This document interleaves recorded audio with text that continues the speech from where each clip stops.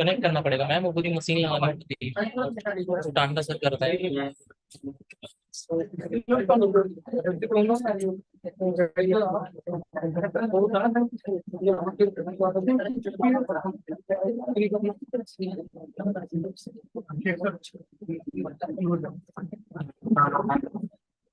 आने लगी। हेलो।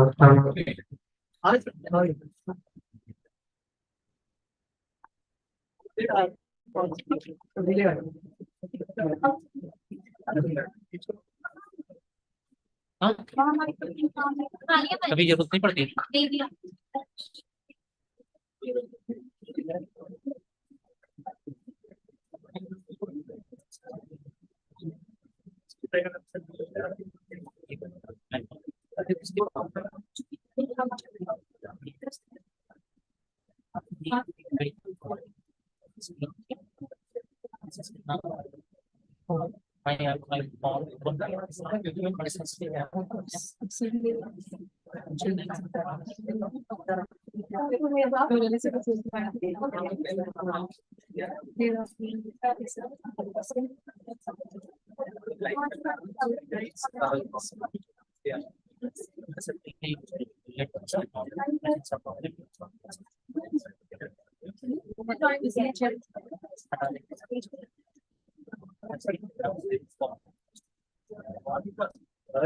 नहीं सर, बाहर लोगों को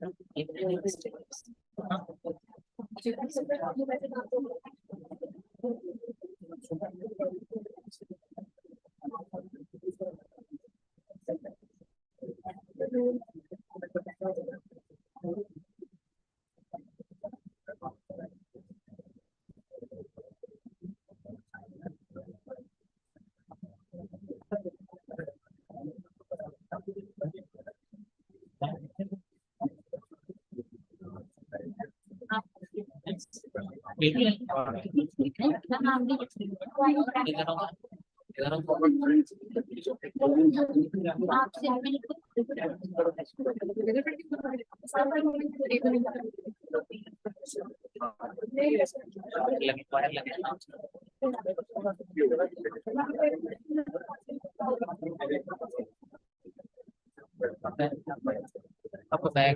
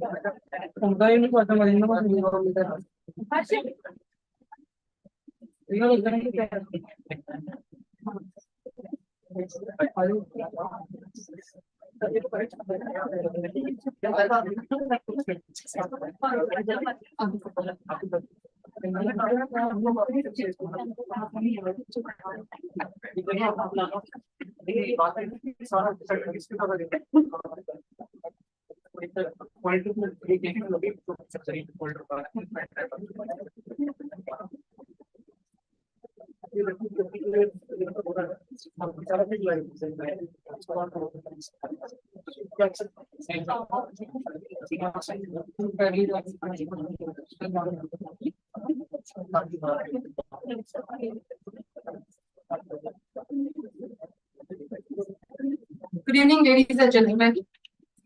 A very warm welcome to you all. It's me, Gurpreet, and my co-host, Mr. Abhishek. We are the host for this evening and for this event. On behalf of Riyadh University, the Department of Medical Radiology and Imaging Technology, USAHS, is commemorating the World Radiography Day and second CME on the theme of patient radiation safety and ethics in radiology practice. As we all know, the objective in this field of medicine is focused on providing the diagnostic and therapeutic benefits with good quality of radiographs and minimum radiation dose to the patients as well as public. Now it's time to welcome our dignitaries. Let's first acknowledge the presence of our eminent guests. It is indeed our pleasure to have them amongst us. Our Honorable Chief Guest, Sardar Ravinder Singh Bara sir, who is the Chancellor of RBU and Chairman of Riyadh Group of Institutes.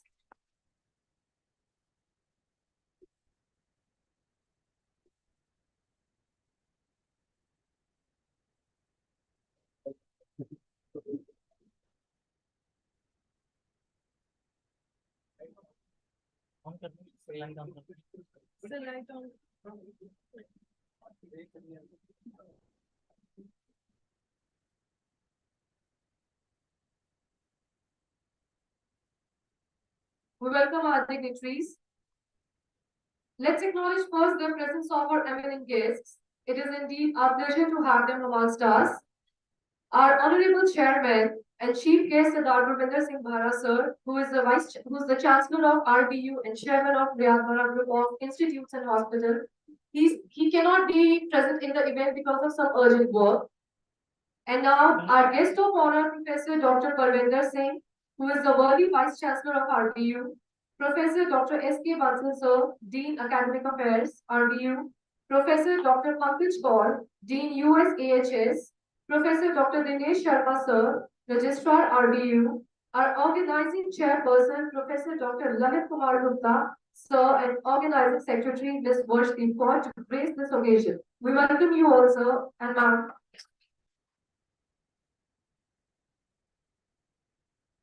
Now it's time to good luck samplings to dignitaries on the dais. I would like to request our dear students to present good luck samplings to all the dignitaries one by one. Now I would call Miss Priya, student BBT 5th semester, to present the samplings to Honorable. Because sir is not present, now I would call to Fiza, student MSc RIT 3rd sem, to present the sapling to our guest of honor, Professor Dr. Parvinder Singh sir.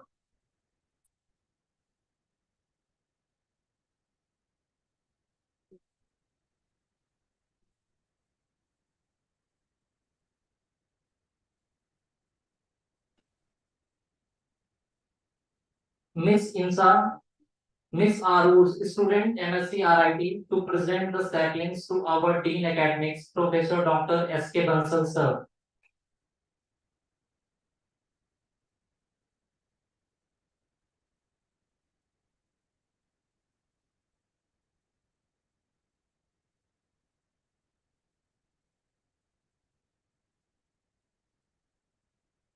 Miss Insa, student MSc RIT, to present the saplings to Dean UASH, Professor Dr. Pankaj Kaul sir.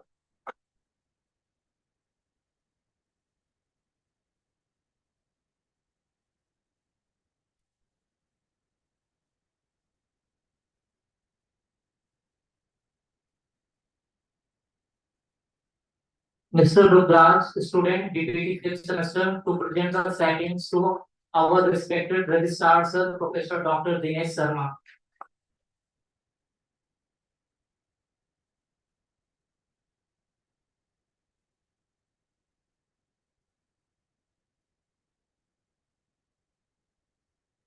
Ms. Ikra, to MSc RIT student, to present the saplings to organizing chairperson, Professor Dr. Lalit Gupta sir.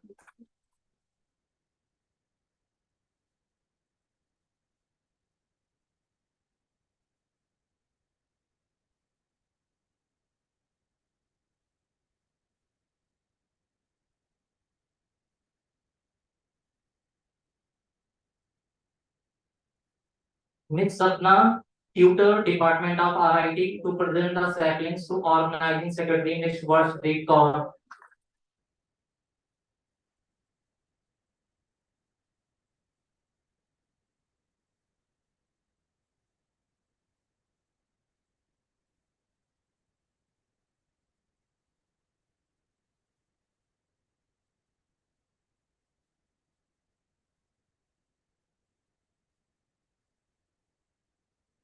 As we all know, before we begin anything propitious, we always light the auspicious lamp.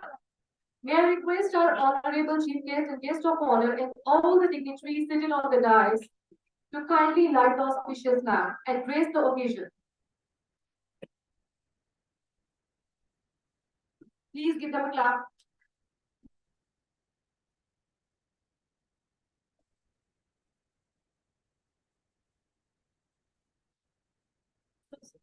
Centrally lights. Lights, central.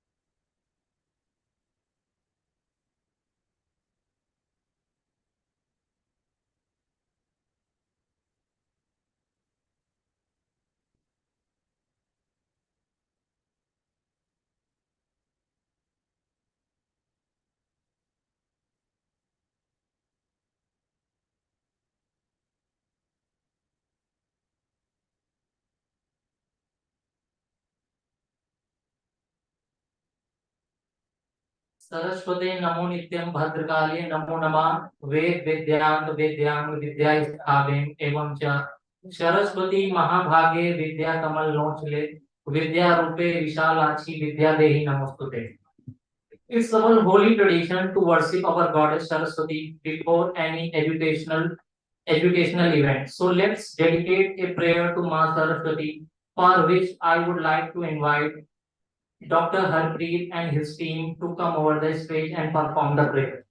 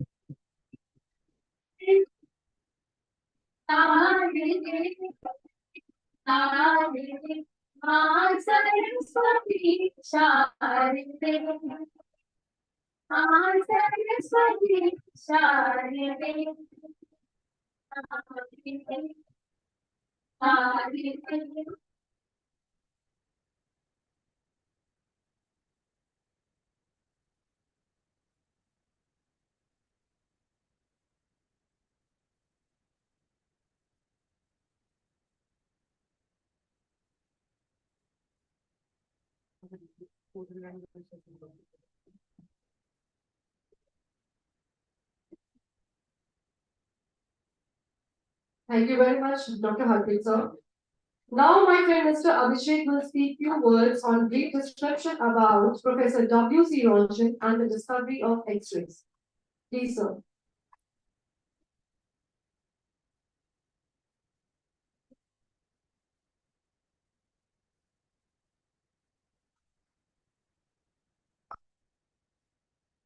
Good evening to all the dignitaries and delegates and dear students.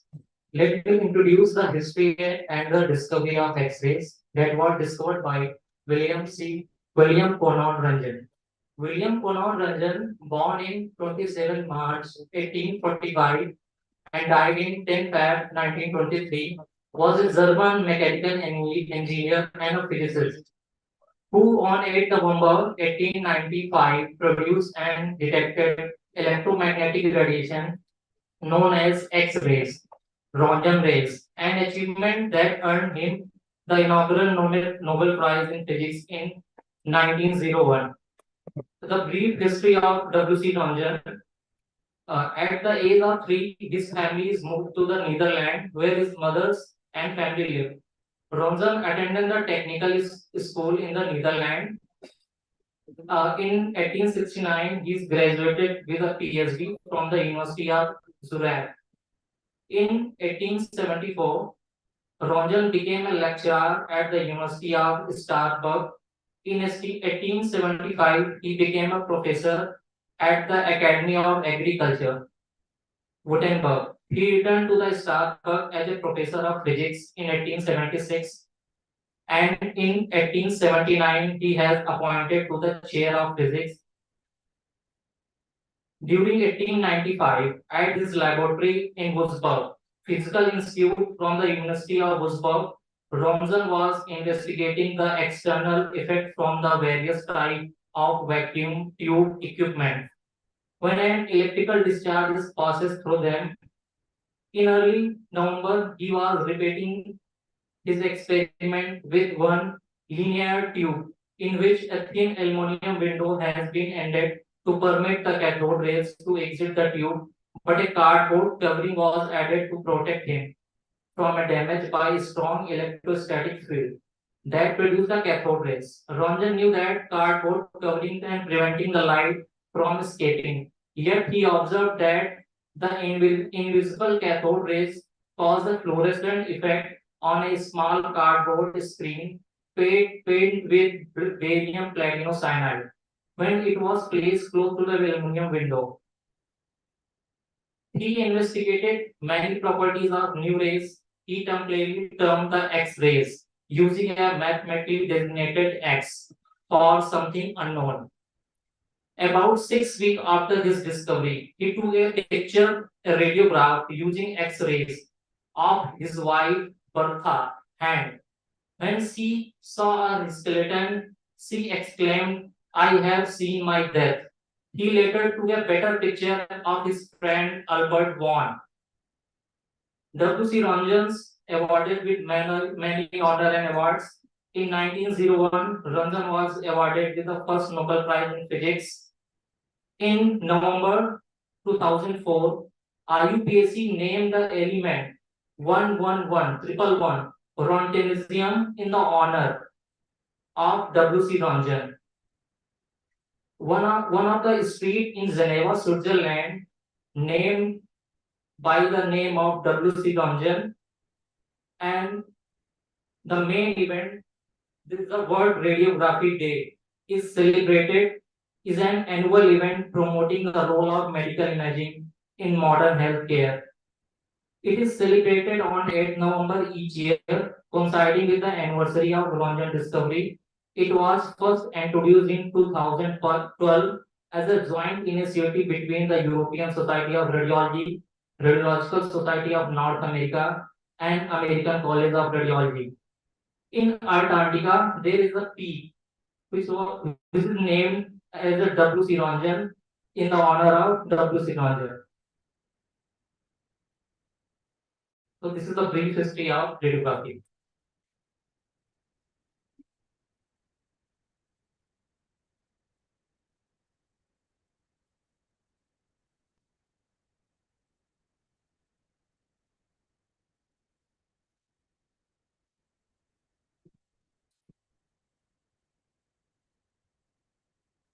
Now it's time for the dignitaries for the welcome and dismissal speech. Moving forward towards the welcome speech about this event, I would like to request Professor Dr. Pankaj Kaur sir, currently working as Dean of University School of Allied Health Sciences, RVU. Sir has 20 plus years of academic experience and more than 11 research publications in national and international journals. I would like sir to please say a few words regarding this event.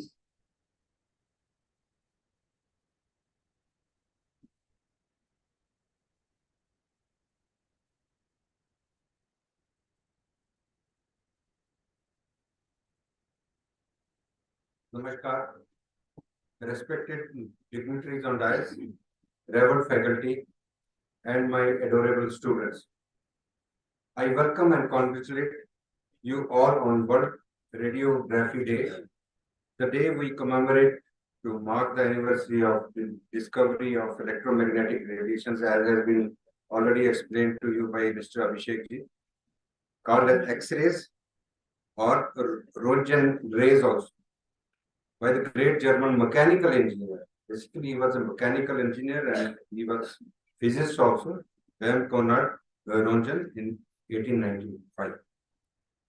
You know, our body also has radiations from air, cosmic rays. Earth itself produces a lot of radiations which could be very dangerous. And I was going across the history and I could make out that there was around 62 million rayon, something that million is exposed. An American is being exposed so much of radiations every day. So, but our Almighty has made our body system in such a way that the outcome is nullified automatically. Radiology has taken amazing strides in development that its interventional procedures have taken over lots of surgeries and is giving deeper insights of the diseases. We are fortunate enough in University School of Allied Health Science that under the able guidance of Honorable Chancellor Sir and worthy VC Sir, we got an opportunity to nurture excellence in academics and beyond, which you all are witnessing till today and on this day. Fortunately, you all students are at a place where you will get to discover academic excellence, values, and innovations coming together to shape well-rounded, empowered allied health professionals, ready to embrace the challenge of providing health to all. University School of Allied Health Science, earlier called as University School of Medical and Allied Health Science, was established in 2017. It is a delight to witness the institution now standing in all its glory, having grown and matured. The relentless dedication and unwavering progress in all its concerned areas, since we joined these institutions, have led to its current pinnacle of success with more than 2,000 admissions this year, which is a record in itself.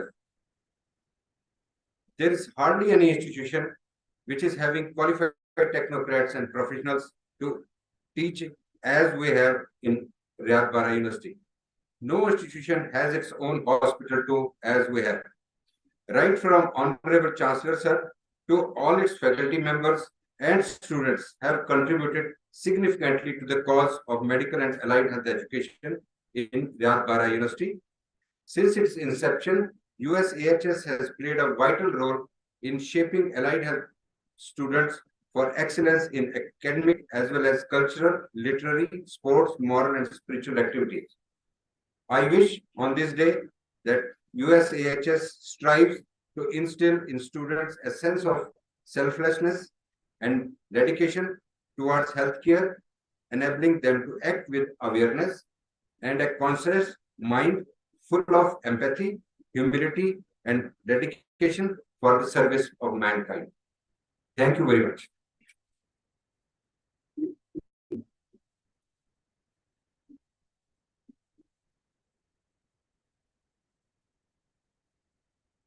Thank you, Dr. Pankaj sir, for your wonderful speech. Now, proceeding towards our inaugural session, I would like to request Professor Dr. Lalit Gupta sir, organizing cell chairperson, Associate Dean and HOD of Medical Radiology and Imaging Technology, USAHS. Sir has more than 42 years of academic and clinical experience with 32 publications in national and international journals. He works as a senior specialist radiographer under Ministry Health of Science in Kuwait and has been awarded nationally and internationally appreciation award and participated in World Congress, Asian SARC, national and international conference held in Durban, South Africa, Toronto, Canada, Gold Coast, Australia, Helsinki, Finland, and Kyoto, Japan, South Korea, Nepal, and many more. Recently, Sir has been appointed as the lead guest editor in the International Journal of Medical Imaging USA. I would like to Sir to impart the speech. Thank you.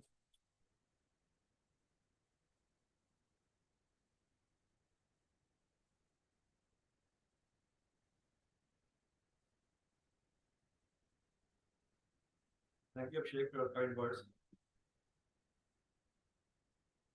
Good afternoon to everyone. Ladies and gentlemen, respected dignitaries and esteemed guests, today on the behalf of my faculty and staff, University of Allied Sciences at Riyadh University, I am honored to welcome to you all celebrating for World Radiography Day and second CME 203. With the gracious approval of our Honorable Chancellor, Sir Govinda Singh Bara sir, and guidance of our esteemed Vice Chancellor, Professor Govinda Singh sir, and I stand before you along with our distinguished colleagues, Dr. S. K. Bansal, Dean Academic, Dr. Pankaj Kaur, Dean UHS, Dr. Dinesh Sharma, Registrar of RBU, and our respected Deans, Directors, and HOD of departments, and Dr. Meena is there, Madam is there. So thank you, ma'am, your presence. Right. We are privileged to have a support and leadership of the management of Red Bar also. I also extend my warm welcome to our distinguished guests, delegates, students of RBU and other universities, and entire radiology fraternity gathered here today. World Radiography Day is a very significant celebration in recognition in valuable contribution of radiological technology.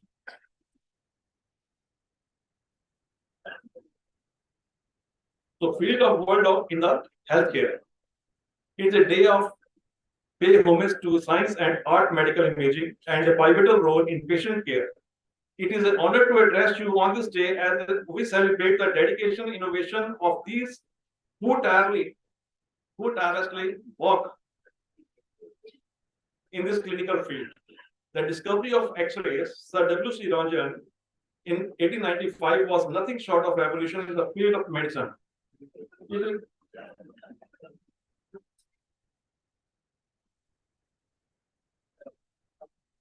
It allows us, nothing to show. It allows us to see the invisible peer inside the human body without invasive procedures and diagnose a wide spectrum of medical conditions. Ranjan breakthrough rapidly earned him with the first Nobel Prize in the physics in 1901. Today, X-rays are not limited in medical sciences. They are application in various fields such as electronic inspections, food security, heavy industries, pharmaceutical quality control, national security, airport security, border security, material analysis, and many more.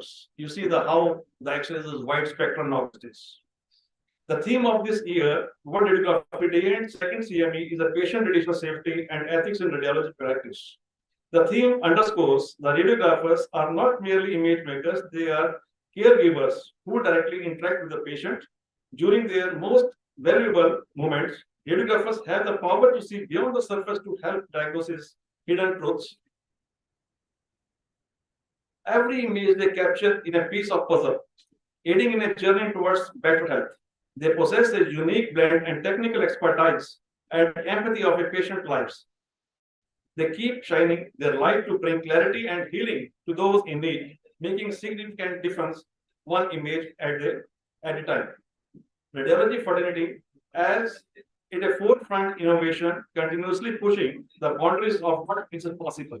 We're celebrating World Radiography Day and CME. Let us not acknowledge the invaluable work of radiographers, but encourage and support their continuous efforts.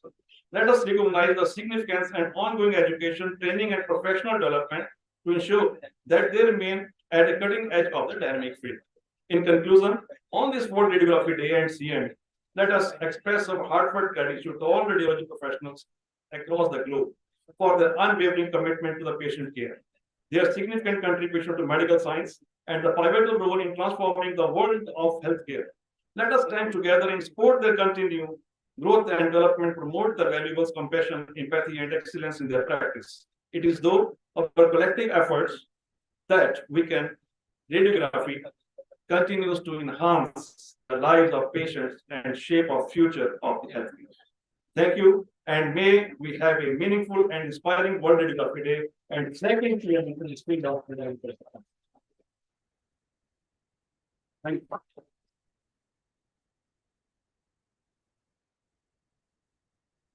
Thank you so much, sir, for this inaugural speech. Now, heading towards this addressing speech, it's by our Dean Academics, Professor Dr. S.K. Bansal, sir, former Vice Chancellor of Riyadh University, Mohali campus, and Vedic Himachal Pradesh. Sir has 34 years of publication and his expertise in earthquake and structural engineering. Sir, I would like you to please address the event.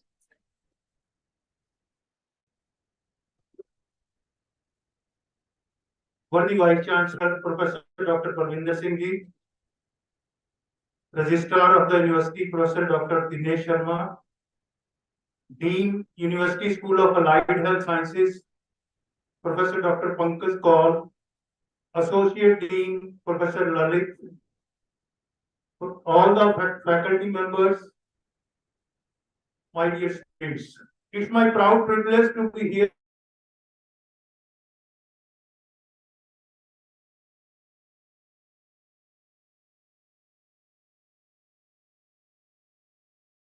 important for the students to know that such days are celebrated across the world, and they should know their importance also, that what the radiography means, what the radiography is, and what for they are there.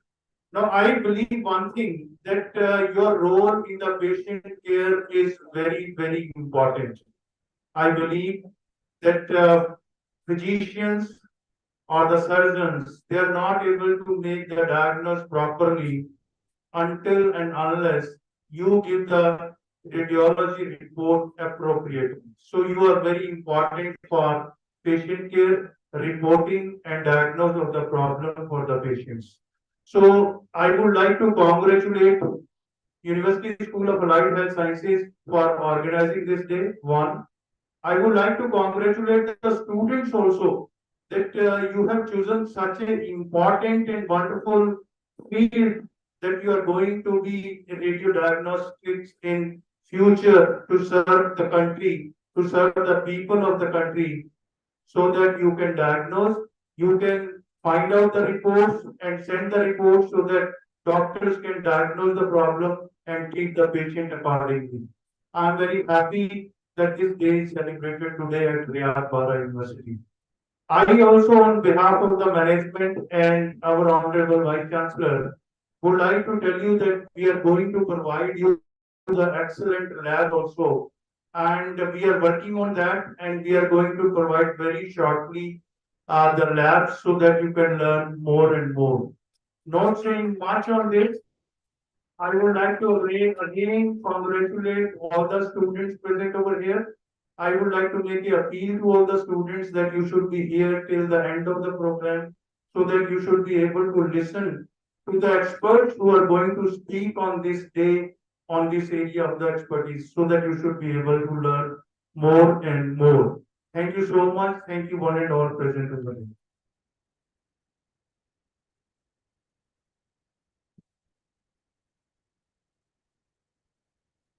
Thank you, sir, for your kind words. Advancing to the address speech by our respected registrar, sir, Professor Dr. Dinesh Sharma, having more than 25 years of teaching experience, 30 paper publications in national and international journals, 2 international books. Sir, kindly address the event with your gracious words.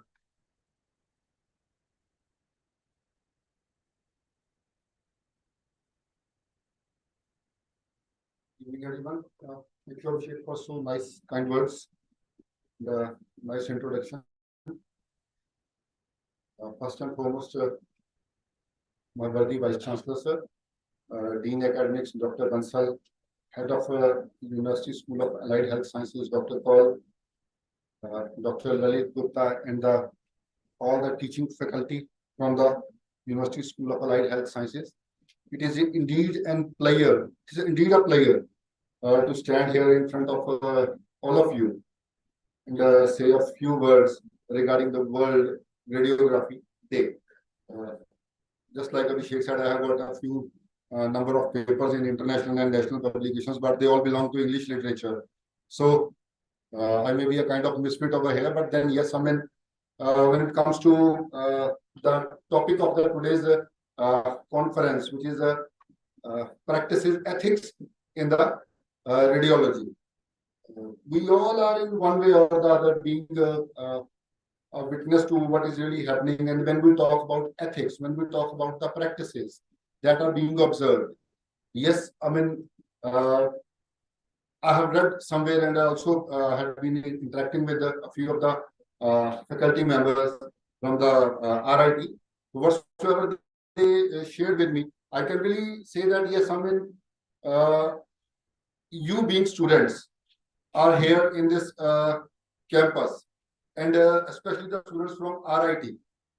The ethics, when we talk about ethics, whether it is that you call dose administration is there, or the ethicality in how much we are to see whether the patient can take it, and then first and foremost is the safety. The people who are administering, or the patient, or the people who are attached to it. Just like in the past when we were facing that COVID, again, yes, the health workers, all the doctors, they all did a commendable job. But yes, ethics had to be there. The ethics were there. The need to save the environment was there.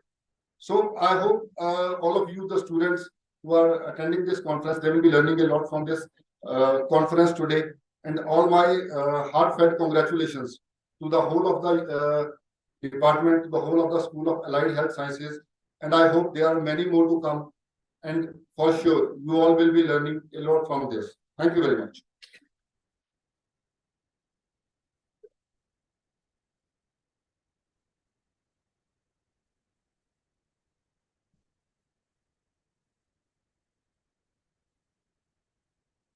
Thank you, sir. Thank you for your words. So, progressing this event, I would like to invite our guest of honor, Professor Dr. Pranitha Singh, who is the worthy Vice Chancellor of RDU.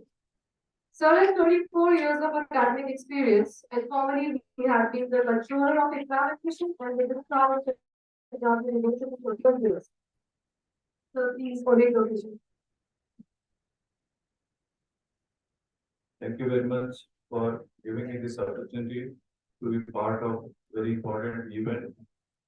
This is celebrated all over the world, and I think it is our duty to salute the person who could give us a spectral technique to diagnose the dreaded disease if I should not forget, we are having Dean Academic, Dr. Bansal, Dr. Pankaj Rao, Dr. Laliji, Dr. Dinesh, Register, and Dr. Vajdeep, and Dr. Neena Mehta, other senior colleagues, HODs, and very dear students. So, coming back to the topic, if we look at the electromagnetic radiation band, it starts with cosmic rays. Next comes the gamma rays. So it is increasing wavelength or decreasing energy. After gamma rays, which is the X-rays. After X-rays, it is UV visible. Then it is microwaves. And finally, it is the radio waves. All these sciences, they made significant advancement starting from the discovery of X-rays, where the basics of the cathode, anode, or neutrons, protons, they were taken care by the scientists. And many pioneer scientists, Albert Einstein, Rutherford, Bohr, Heisenberg, that was the peak time of the science and technology. Basically, science technology came into existence later on. So the burning point to the medical profession was the confirmation of the disease. X-ray came as a blessing to the medical fraternity. Moment it came into existence, there was change in the protocol of the treatment. And not only medicals, but the space engineers, space scientists, physical scientists, biological scientists, physicists, chemists, they all started working on the spectral techniques. Whereas, if we see the role of X-rays, it's enormous, it's unbelievable, but more and more radiation which are given to the patient, we know that just in second of time, when we are going for the X-ray, it's only few seconds. Further exposure to the X-rays, it can penetrate in the vital organs and it may damage. And the picture which we see nowadays, we are having the digital X-rays also, and the establishment of the disease and further the treatment, that can be taken care accordingly. So what is important, whether the chronic disease or basic disease, the first report, the doctor will ask for the what is X-ray. Then it is supplemented with another advancements, which you know that it can be ultrasound, it can be CT, it can be for other chronic, it can be the PET also, MRI. Many things are happening, and we know in the 21st centuries, unbelievable things has happened. The things which used to be worrying to the doctors, it has become their routine. So this type of seminar, conference, or deliberations, they are not only for a day, but it is part of our professions. We are very happy that the Rayatpara University is having well-established RIT department under the headship of Dr. Lalit, who is a pioneer and seasoned officer from PGI. He is known in the society. He and Dr. Pankaj Kaur, they are taking the allied health sciences on the top. As Dr. Bansal said, we are working on improvement of the infrastructure. Our Honorable Chancellor, sir, me and Mr. Bansal, we have some more amazing roadmap, particularly for this school. Let the time to come, appropriate time to come, you will find the entire focus and attention of the management is on the allied health sciences. This is my assurance on behalf of our Honorable Chancellor Sir. Maybe in a month or two, we will come across what we have planned.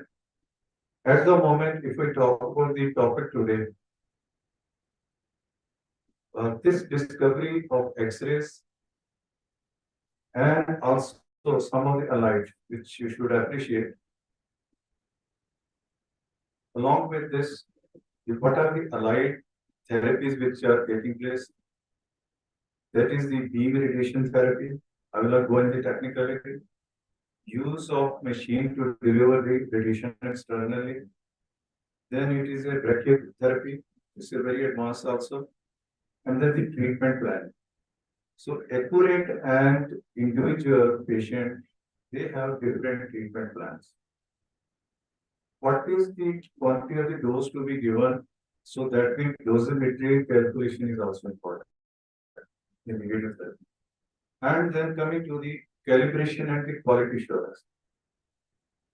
We usually prefer go to this lab, go to that lab, or go to the PJ because it is the precise and the accuracy of the result which is important. Any small iota of the doubt can put the patient in trouble. That is very important. So because we are talking about the patient radiation safety, that is why I am trying to link patient radiation as well as the safety. And that means routine maintenance to prevent the equipment from the malfunction. If Dr. Lalit agrees with me, last month we were in PJ. It was surprising. The results of the CT scan was not as it was expected because of some malfunctioning in some instrument and the report, am I right? The reports were not accurate. That whole day, some of the technicians were telling they were not able to diagnose it proper because some high magnetic field was there.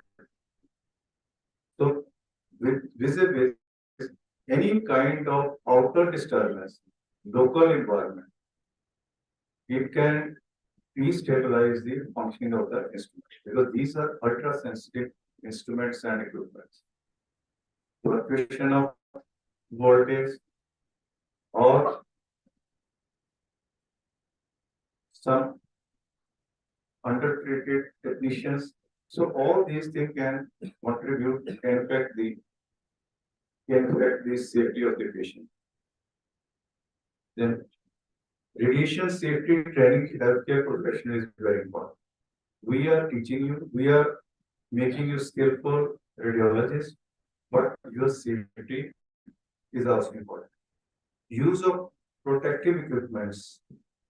So it may be your clothes or gloves or some safety devices which you must wear. Safety protocols, they are put on hold and that causes the accidents. So monitoring the patient movement during the treatment also. I have personally observed in last few months along with sir. So you have to monitor how patient is behaving when he is subjected to not only X-ray but to the radiation. So then you have to see what are the side effects being noticed in that particular time. Maybe it's a 5-minute scanning, or it is 10 minutes, or it is 15 minutes. That how patient is responding to the radiations. It is our metabolic activities which can change the behavior. You cannot see A patient B and C undergoing the same radiations and they are behaving similar.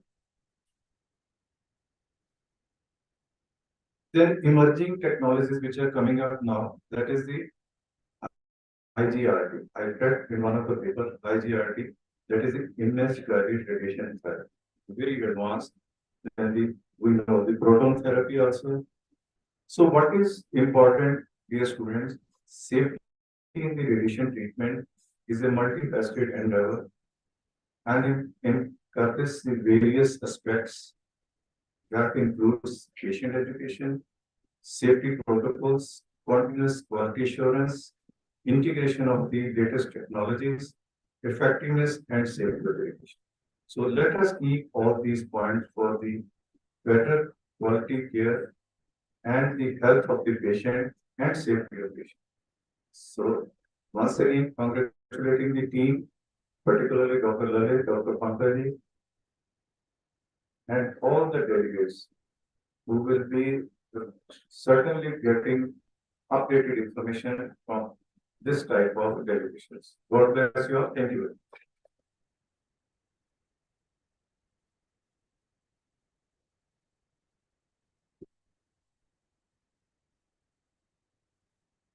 Thank you so much, sir, for your inspiring words.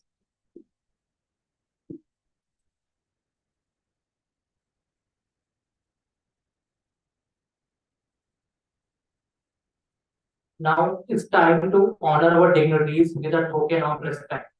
Here we have a memorial, a token of honor to our dignitaries. Now I would request to Dr. Pankaj Kaul sir to please give an honor to our respected guest of honor, Professor Dr. Parvinder Singh sir.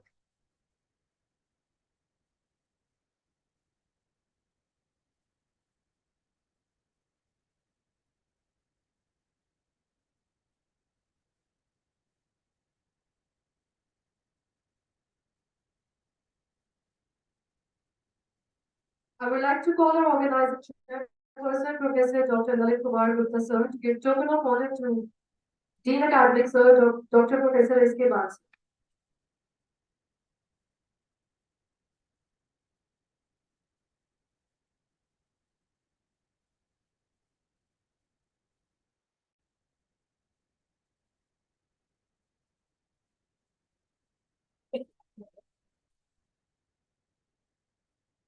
So please honor to Registrar Sir, Dr. Sharma sir.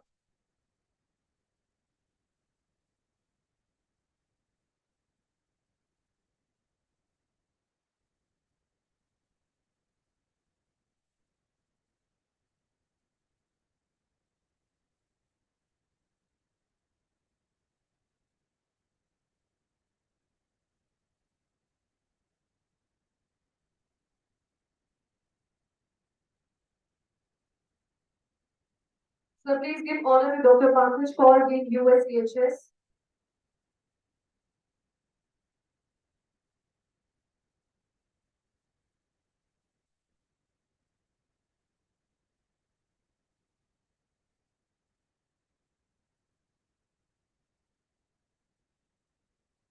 Next, please give honor to the organizing secretary, Ms. Varshdeep Kaur.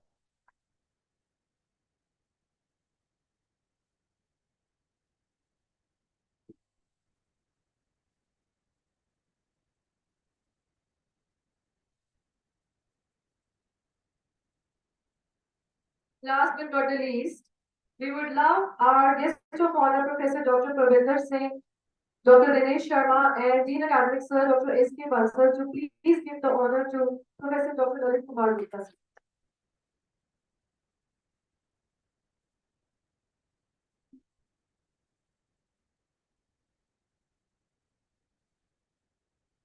Further into the event, now I invite Ms. Varshdeep Kaur, the organizing secretary of this event, to come on the stage and render the vote of thanks.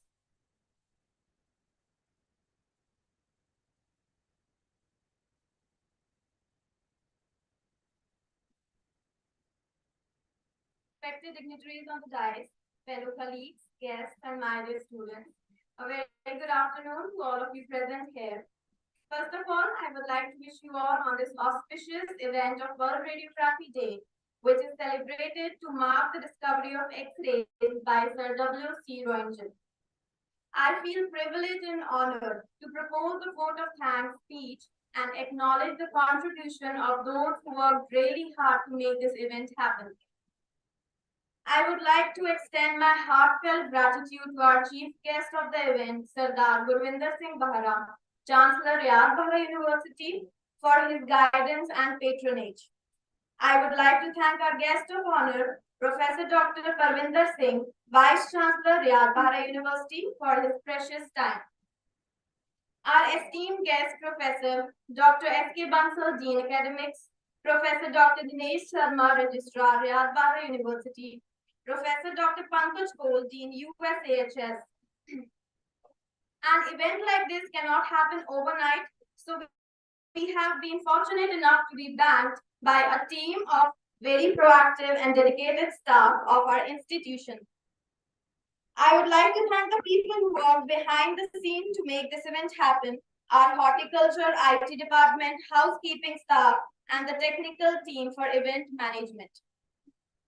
No event is success without the sponsors, so I would like to thank our sponsors for their contribution. Last but not the least, a big thanks to each one of you, students, faculty, guests, and delegates. I hope you carry a sweet memory back home tonight. Thank you.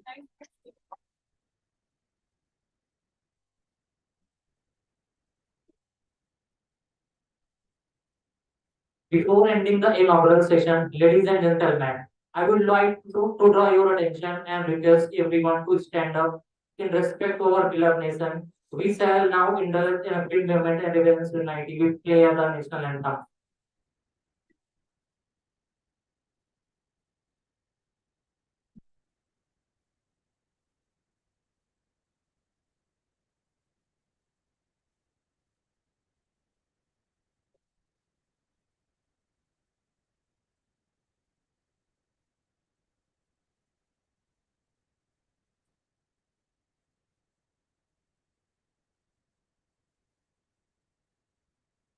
जनगण मन अधिनायक जय हे भारत भाग्य विधाता पंजाब सिंध गुजरात मराठा द्राविड़ उत्कल बंग विंध्य हिमाचल यमुना गंगा उच्चल जल वितरंग तब शुभ नामे जागे तब शुभ आशीष मांगे गाहे तब जय गाथा जन गण मन अधिनायक जय हे भारत भाग्य विधाता जय हे जय हे जय हे जय जय जय जय हे.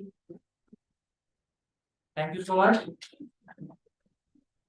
It is a request to all the dignitaries on the dais to join us for the scientific and validatory function followed by the high tea at 6 p.m. at Hotel Management Hall.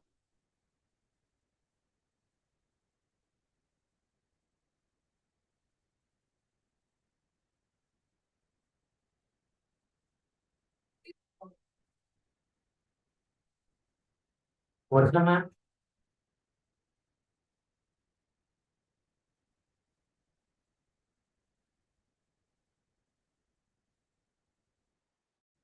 Let's kindly be seated, please.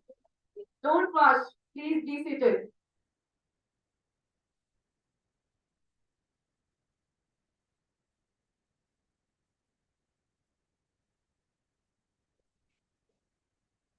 Please don't rush and kindly be seated.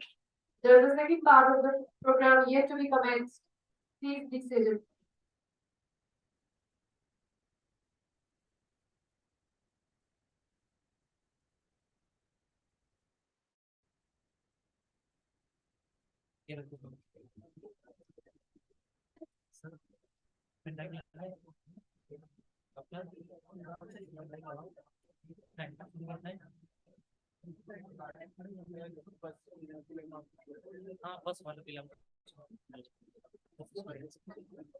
Students who go by bus, they can leave. Others, please be seated.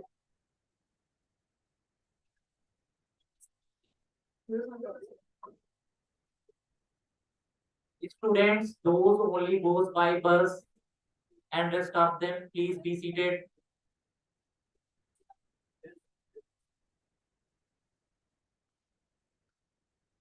लगाना PPT.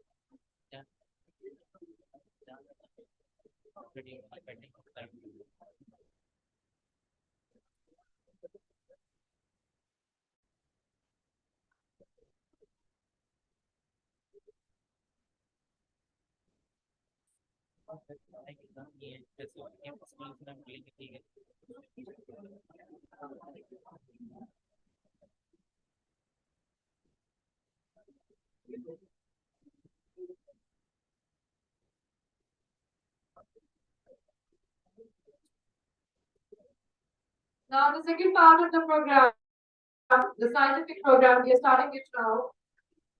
As a field, science is one of the greatest collective endeavors of humanity. It significantly contributes to our understanding of the world and offers answers to questions as well as solutions that benefit billions across the globe. A symphony of images and orchestrated by better patient care is widely said.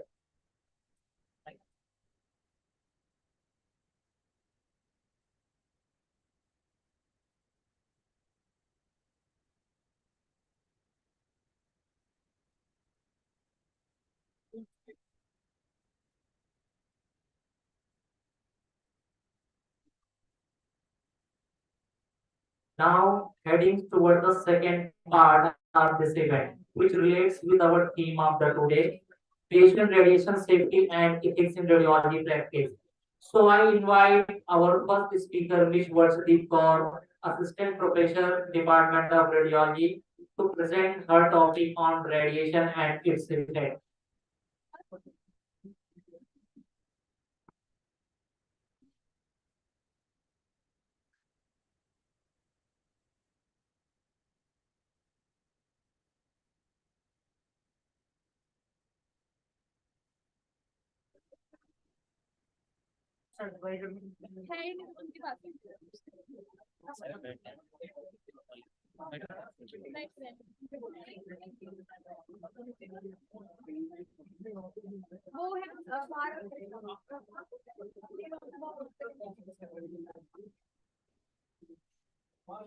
रखो उधर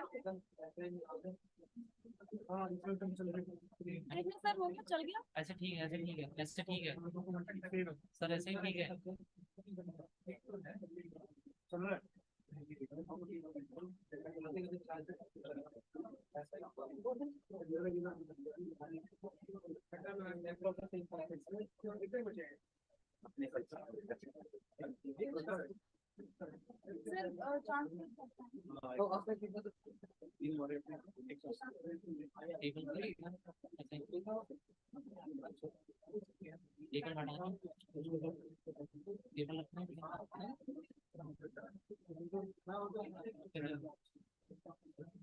sir slide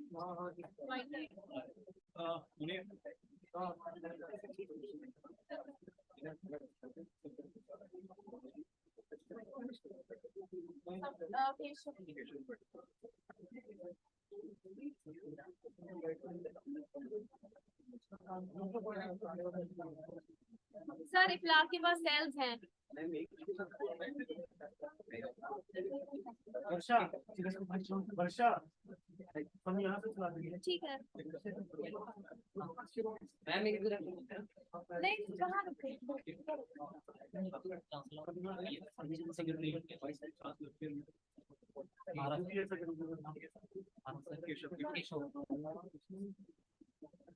ठीक है, आप दोनों चले जाइए।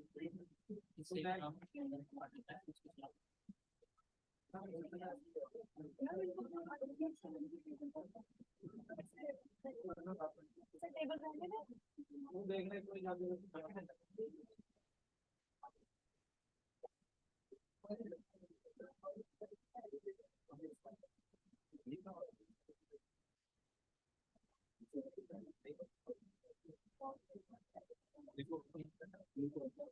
जो लेके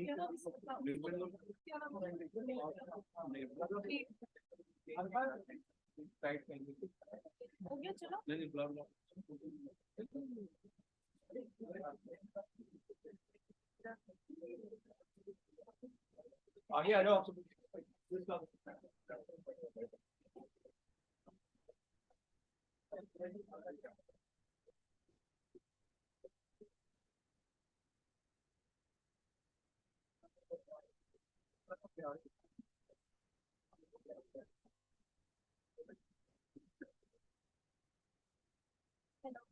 वापस लेके आओ, वापस लेके आओ, वापस लेके आओ।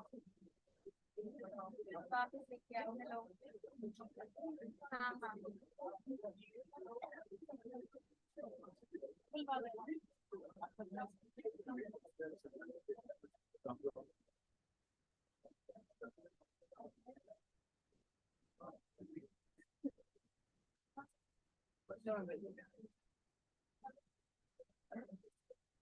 ठीक है, ठीक है, ये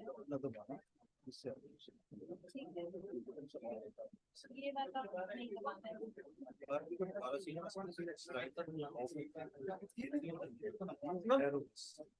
इससे कुछ नहीं करना, स्लाइड ऑफ कर लीजिए। चल रहा है ना? ठीक है।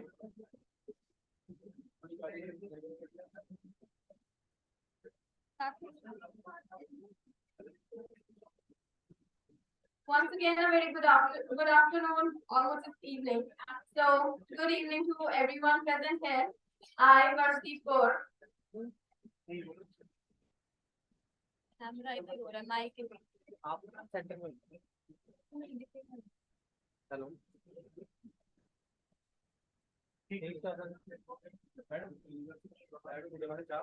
I'm Varshdeep Kaur, Assistant Professor, Medical Radiology and Imaging Technology, USAHS, Riyadh University. And my topic for the evening is radiation and its effect. In this slide, we will be covering about the introduction of the radiations, its units, mechanism of action of radiation, and the biological effects of radiation, principle of radiation protection, and the protective barriers. First of all, what is radiation? Radiation is the emission or transmission of energy in the form of particles or waves through space or a medium. Like as you all know, the radiations pass through a medium, or they can also pass through any material medium. There are different types of radiations. Number one, we are having the electronic radiation, which includes the radio waves, microwaves, visible light, UV, X-rays, and gamma radiation. Nextly, we are having the particle radiation, such as the alpha radiation, beta radiation, and neutron radiation. Next, we are having the cosmic radiation, in which we have the ultrasounds and the seismic waves.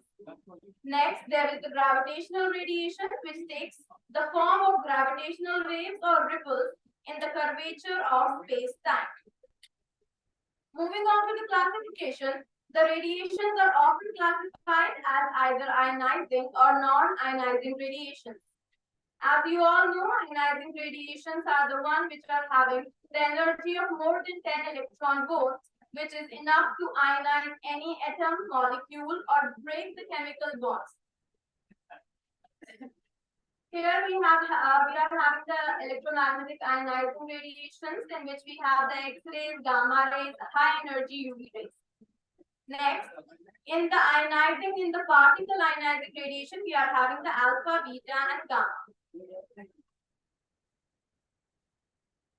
In the non-ionizing radiation, we are having the UV, infrared, etc. Sources of radiation. The sources have been mainly categorized into natural radiations and man-made radiations. In the natural radiation, we are having radon, cosmic, terrestrial, internal, etc. And in the medical imaging, we are having the CT scanning, interventional radiography, general radiography, nuclear medicine, and as such. Total natural radiation dose is 3 MSV per year, and total medical imaging dose is 3.2 MSV per year. As you can see in these pie charts, in the background radiation, it covers around 50% of the total radiation, and the medical radiation is around 48%. 0.1 is the occupational dose and 2% is about the consumer. In the other pie chart, you can see that CT plays a major role in the radiation emission, that is 66%. After that, we are having general radiation, that is 18%. 7% is the interventional radiology, 2% is for mammography, and 7% for the nuclear medicine. Next, we have the radiation units. There are many different radiation units which we use to quantify the radiations.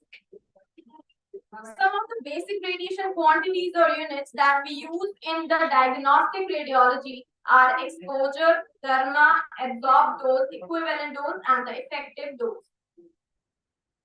Exposure is the most commonly used radiation unit, and it expresses the amount of radiation which is delivered at a point.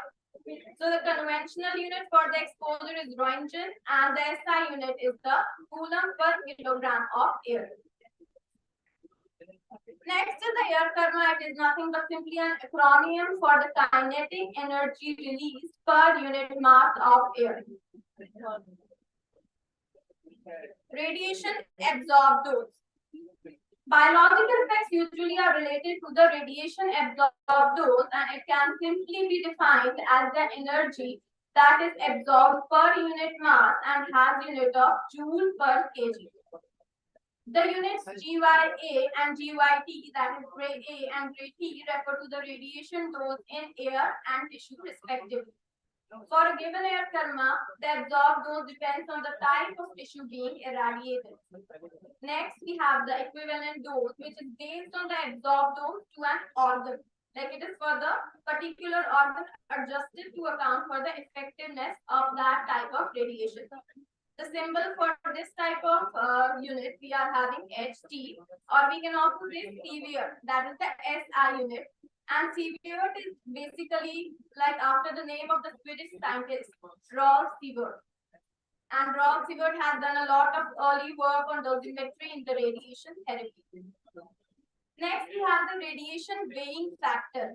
In radiation weighing factor, we basically convert the physical dose to the equivalent dose, and it is equal to absorbed dose multiplied by the radiation weighing factor. And the dose is Sievert. 1 Sievert equals 100 REM. Quality factor, it is the relative biological effectiveness, that is basically a ratio. So for different atoms, or we can say energies, we are having different quality factors like photons, electrons, neutrons. We are having 1 for alpha particles, and neutrons we are having around 20 plus. Next is the effective dose, and it is the like we can say that it is expressed for the partial body irradiation of the organs. Radioactivity, the unit used for radioactivity is Becquerel, as you all know, named after the scientist Henry Becquerel, which discovered radioactivity. And 1 Becquerel, we can say it is basically in the radiation, diagnostic radiation, we use mega Becquerels when we are giving the dose to any patient in the nuclear medicine. We can also use Curie there. Now, mechanism of action of radiation. The damage due to radiation, it can be divided into 2 types. Number 1 is the direct effect, and number 2 is the indirect effect. The direct effect, when we talk about the direct effect, we are saying that the radiation is directly affecting the DNA. And this is more predominant when the patient is exposed to alpha, beta, and protons. Nextly, we are having the indirect effect, in which the water surrounding the DNA or the water molecules present in the body, they create free radicals which then react, and because of that the effect is caused. And this is most predominant in the case of X-rays, neutrons, and gamma radiations. Here you can see the direct interaction when a biological macromolecule such as DNA, RNA, or protein becomes ionized or excited by an ionizing particle or photon passing through a nearby. This is known as direct interaction with the DNA. So biological effect because of these direct interactions can be cell killing, mutagenesis, carcinogenesis, etc. Here in the figure you can see there is a single strand break and there is a double strand break of the DNA because of the direct interaction. Next, we have the indirect interaction in which the radiation interact with the cytoplasm, and because of that, the free radicals are created which then get ionized, and that cause various effects on the patient's body. Here you can see the indirect effect. First of all, the radiations are interacting with the H2O molecule, which after that form the OH molecule. That are the free radicals in the body, which because of that, which they get ionized and react and cause DNA breakage. Now, biological effects, these are mainly like they are classified as stochastic and deterministic effects.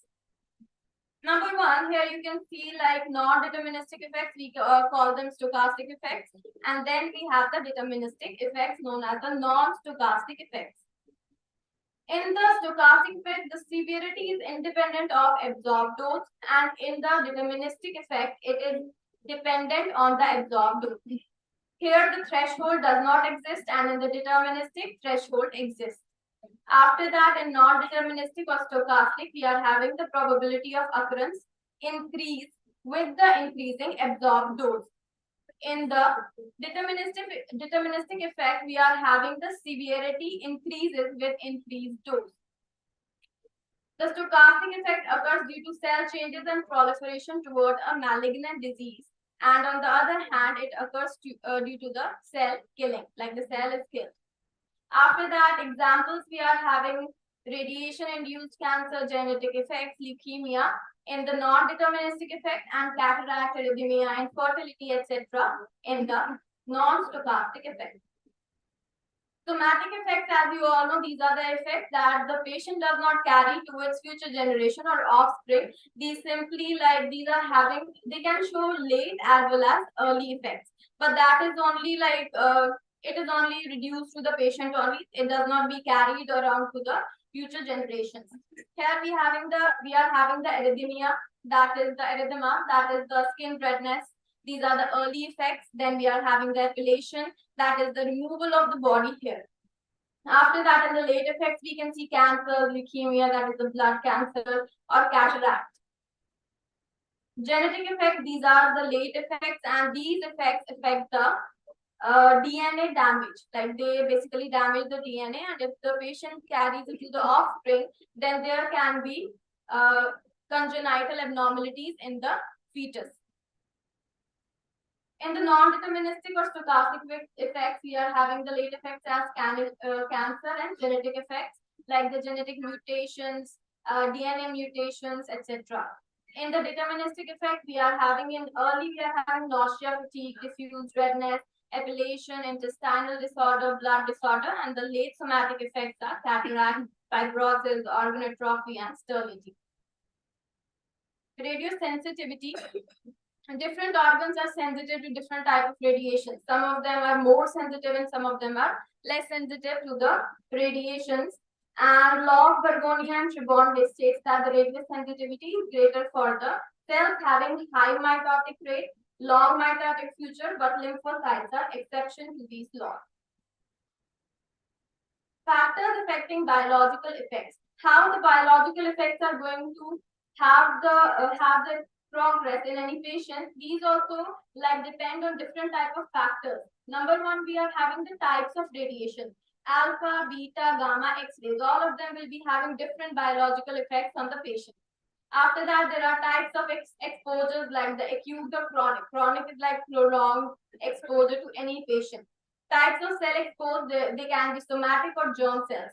Like the somatic cells will be affected differently as compared to the germ cells. Next, there is the type of tissue involved. For example, we are having the stomach lining, like it is more sensitive to the radiation as compared to the brain. Area of exposure, it can be the whole body or some localized area.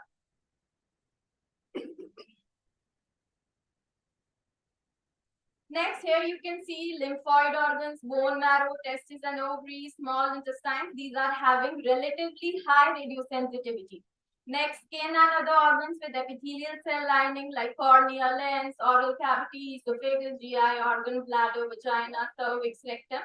All of them are having fairly high radiosensitivity. Growing cartilage, vasculature, growing bones, these are having medium radiosensitivity.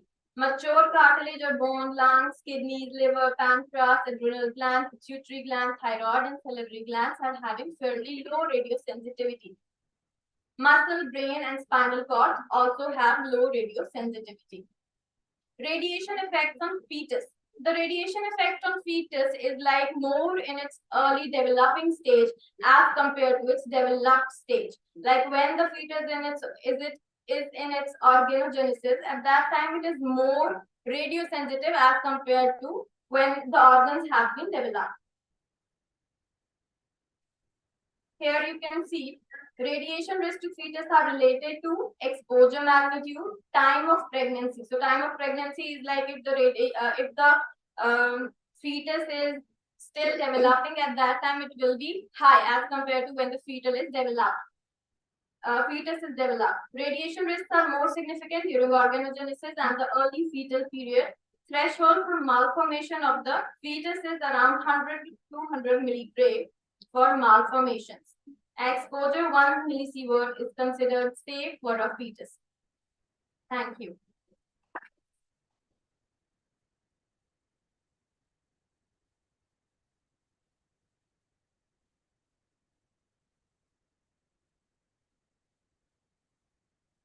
Thank you so much.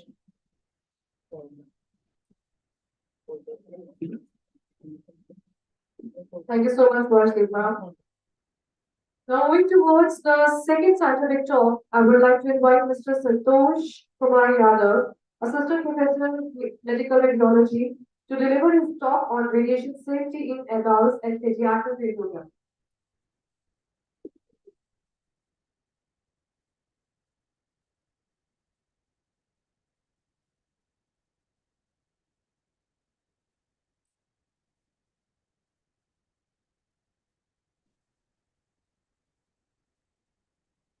Thank you, ma'am, for your nice introduction. Myself, Santosh Yadav, University School of Applied Health Science. Today, my topic is patient radiation dose reduction in adult radiography.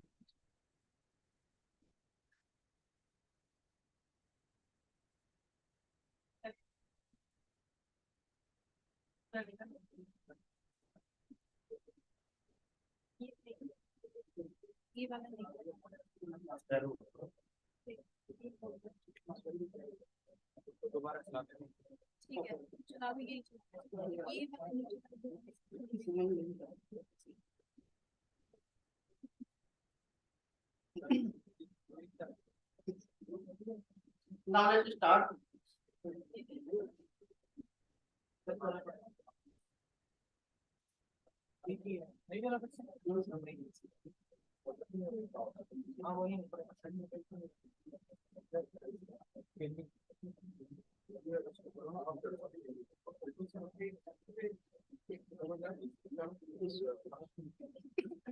Okay. Patient radiation dose in diagnostic radiology. Radiation quantity and unit exposure. It is the amount of radiation ionized in air. Its unit is Roentgen, and its conventional unit is Roentgen, and SI unit is Joule Coulomb per kg. One Roentgen is equal to 2.58 into 10 to the power minus 4 Coulomb per kg. Absorbed dose. It is the amount of radiation absorbed per unit mass of time per unit in medium. Its SI unit is Joule per kg या gray. Its conventional unit is rad. That is radiation absorbed dose. 1 gray is equal to 100 rad या 1 rad is equal to 10 milligray. Soft tissue F factor 0.93 for diagnostic radiology. The F factor is conversion factor, that is Roentgen to rad conversion factor. It is diagnostic radiology for 1 and bone for 4. Equivalent dose. It is the product of absorbed dose and radiation weighting factor. Its SI unit is sievert. For X-ray, the weighting factor is 1, and its conventional unit is rem. That is Roentgen equivalent to man. 1 sievert is equal to 100 rem, and 1 rem is equal to 10 millisievert. Effective dose. It is the product of radiation weighting factor and tissue weighting factor. Concern different different tissue radiosensitivity, tissue weighting factor were established.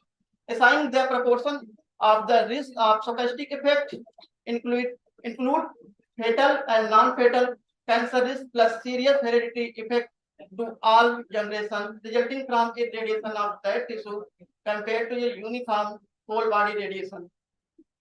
Weighting individual dose to the derived whole body equivalent. Biological effect of radiation. There are two types of biological effect. One is stochastic and other is deterministic.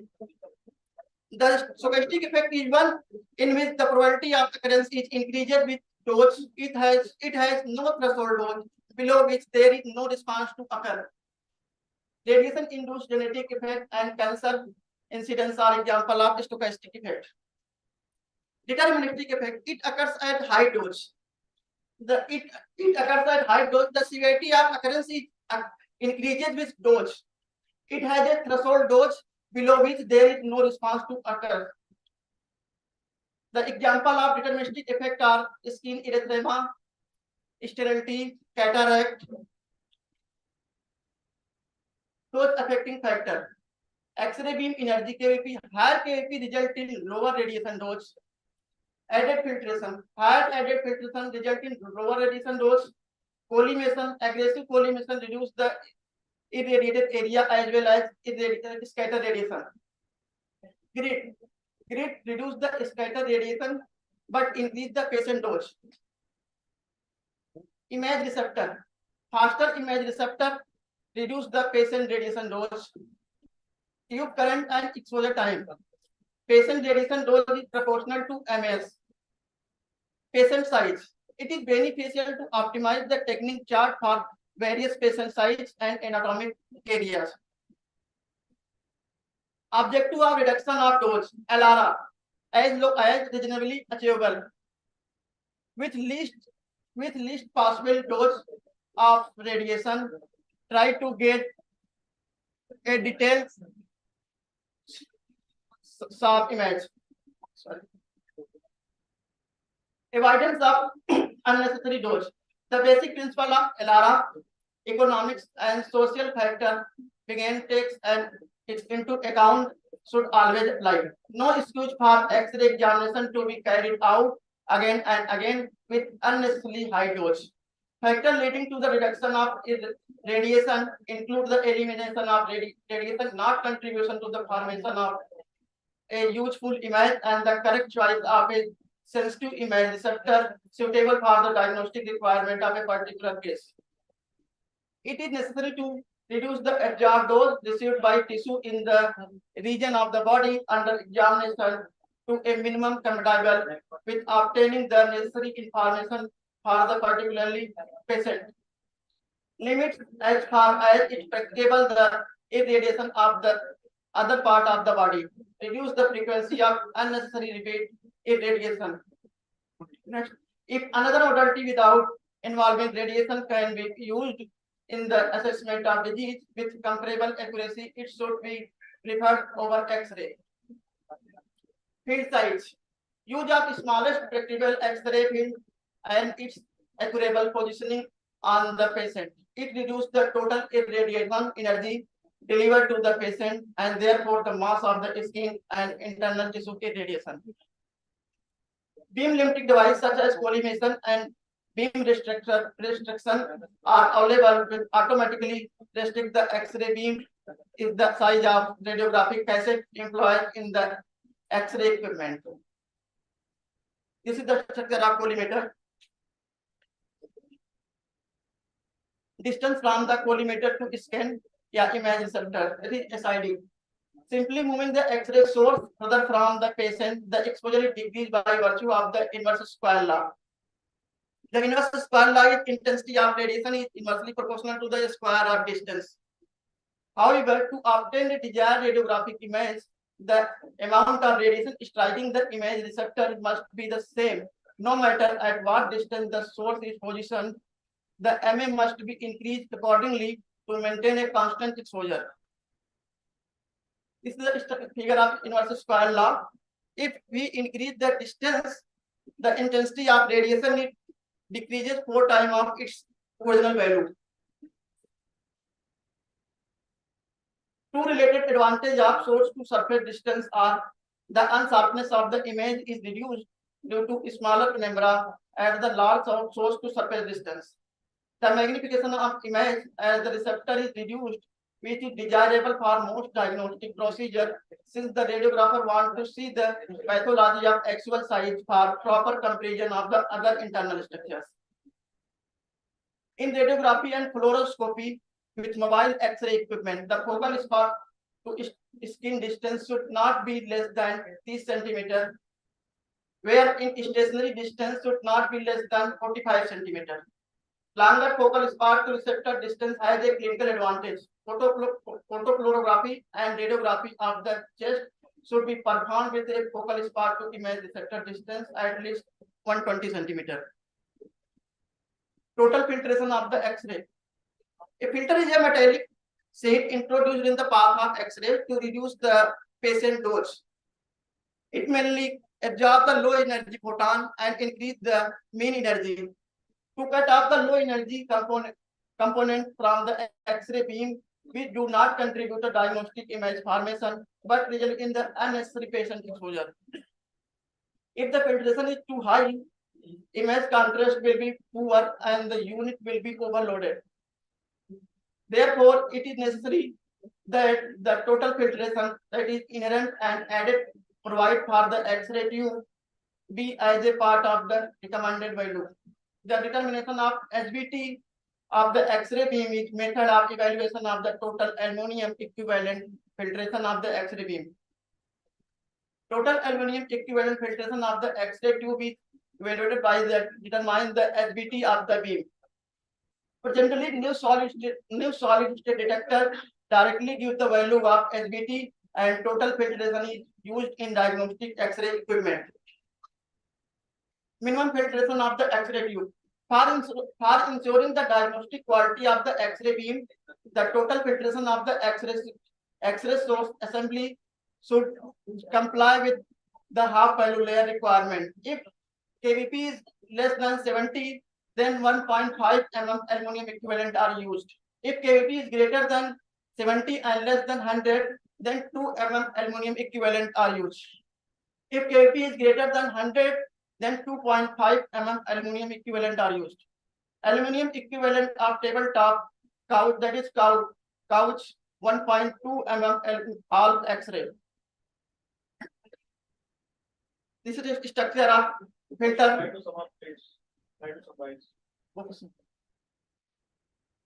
This is the structure of filter. Here, low energy X-ray are absorbed, only high energy X-ray are passed from the filter and gives the useful information.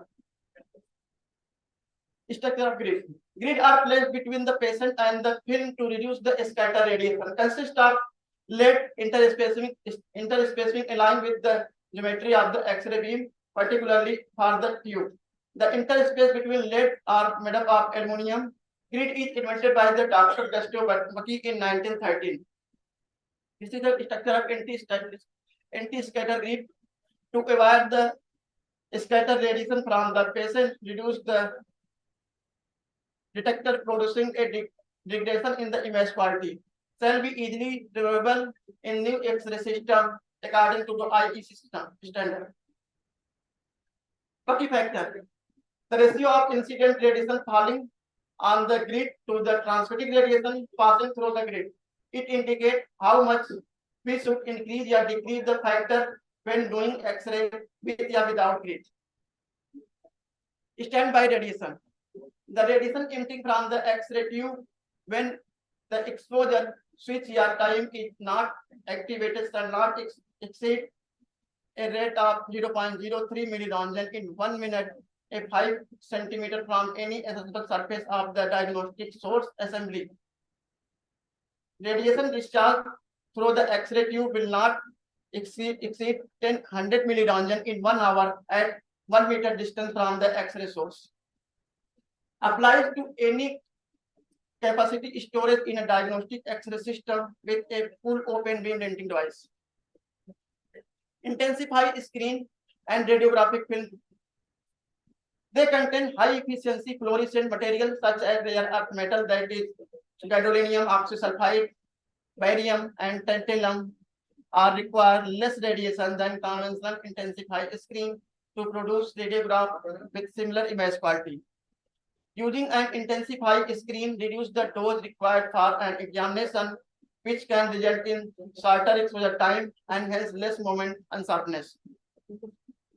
This is the structure of intensive high screen. First one is protective layer, then phosphor layer, other reflective layer which is made up of titanium dioxide, and last one is base. Radiographic film processing. Correct processing technique are necessary to give reproducible radiograph of optimal diagnostic value with minimum dose to the patient. Proper processing technique can easily result in doubling the dose.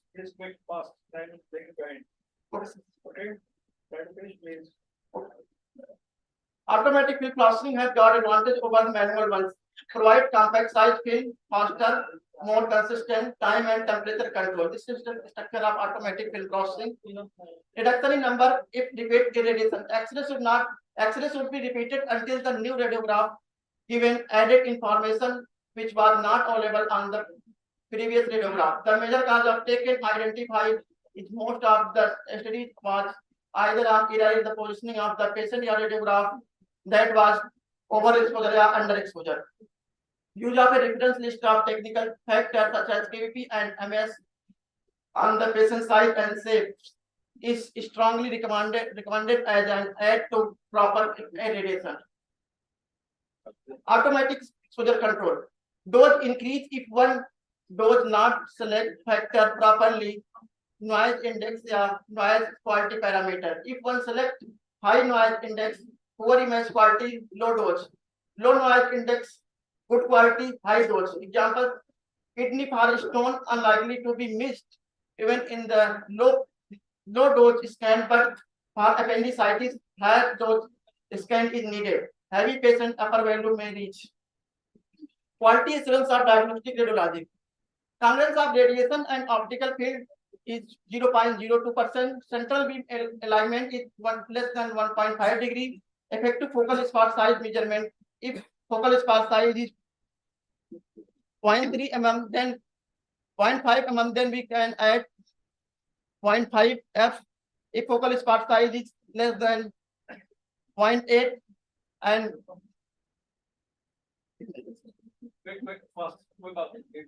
accuracy of potential, that is plus minus 5 kb. Accuracy of exposure time percentage is 10%. Linearity of radiation output, that is covariance of linearity is less than 0.1%. Output consistency is covariance of is less than 0.05%. Exposure rate at tabletop. Exposure rate without AAC is 5 centigrade per minute, and with AAC that is 10 centigrade per minute. Total filtration.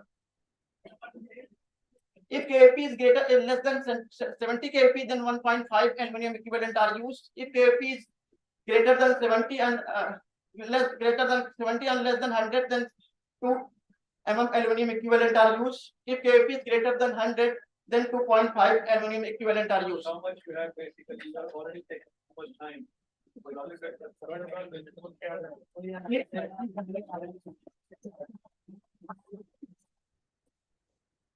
Radiation protection in pediatric radiography.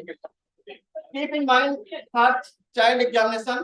Yeah, just I was so surprised to avoid radiography. It's only area of interest. Thank you.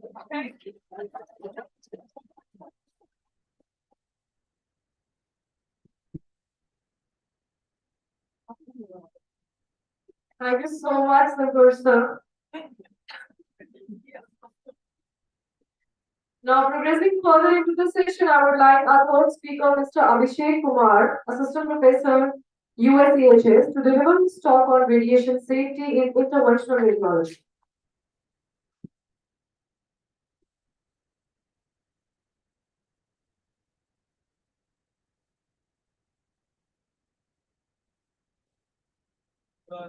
All the status requested just to Yeah.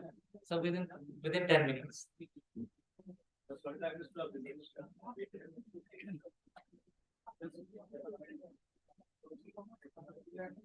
evening to all. My topic is radiation protection in interventional radiology. Uh, Instead of all the facilities, there is a lot of concern in interventional radiology because in interventional radiology, the doctor as well as patient expend more time with the primary beam or scatter radiation. So in the upcoming slide, we will discuss how we protect himself as well as patient from the radiation. So interventional radiology have two types as diagnostic or therapeutic. Interventional procedures are complex and require specially designed equipment and involve considerable radiation exposure, patient and radiological staff. Occupational doses in interventional radiology and fluoroscopy are the highest registered among staff using X-rays. Management of radiation during these procedures is too complex and hence physician and personnel must be well trained in radiation management and safety. The era of interventional radiology started in 1977. There is a long fluoroscopy time and many senior runs. Big increase in radiation to staff and patients. This is a dedicated cath lab with biplane DSA. What is the health risk because of radiation? There is a serious radiation skin injuries have occurred in a very small percentage of patients, but they are numerous. Younger patients face an increased risk of induced cancer. This is the case number 1 of early deterministic effect following by electrophysical ablation procedure and 3 attempts in 4 months with more than 100 minutes of fluoroscopy. This is the case number 2 of PTCA, and there is the early deterministic effect. There is a lesion because of radiation, and this lesion required the grafting. This is the case number 3 of PTCA in 51 minutes high dose of fluoroscopy, and this is the early deterministic effect is a lesion. What is the complex fluoroscopic guided therapeutic cardiology? Procedures in cardiology that potentially involve high risk radiation exposure include balloon angioplasty, atherectomy, stent placement, electrophysiological ablation, biventricular pacing, and embolization. Common operational factors associated with radiation injuries. Long procedure with fluoroscopy through thick body parts, high dose rate mode operation, no dose monitoring devices. Other operational factors that's associated with radiation injuries is multiple procedure, poorly designed equipment, unnecessary body part in the primary beam, and radiation sensitive patients. This is the fluoroscopy equipment. This is the image detector with anti-scatter grid. This is the collimator with the filter and the X-ray tube. This is the exposure switch. And this is the monitor. There is a high frequency generator with 80 to 100 kilowatt. Factor affecting the radiation dose. There are the 3 factors that one is patient related factor, equipment related factor, and procedure related factor. What is the patient related factor? That is patient weight and habitus. Equipment related factor is there are many equipment related factor, and most of only the major concern is there is a frame rate and time.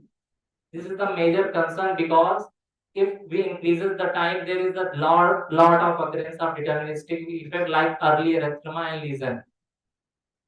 What is the procedure related factor? Positioning of image receptor and X-ray source related to the patient, beam orientation and moment, collimation, acquisition and fluoroscopic technique factor, fluoroscopic pulse rate, acquisition frame rate, total fluoroscopic time, total acquisition time.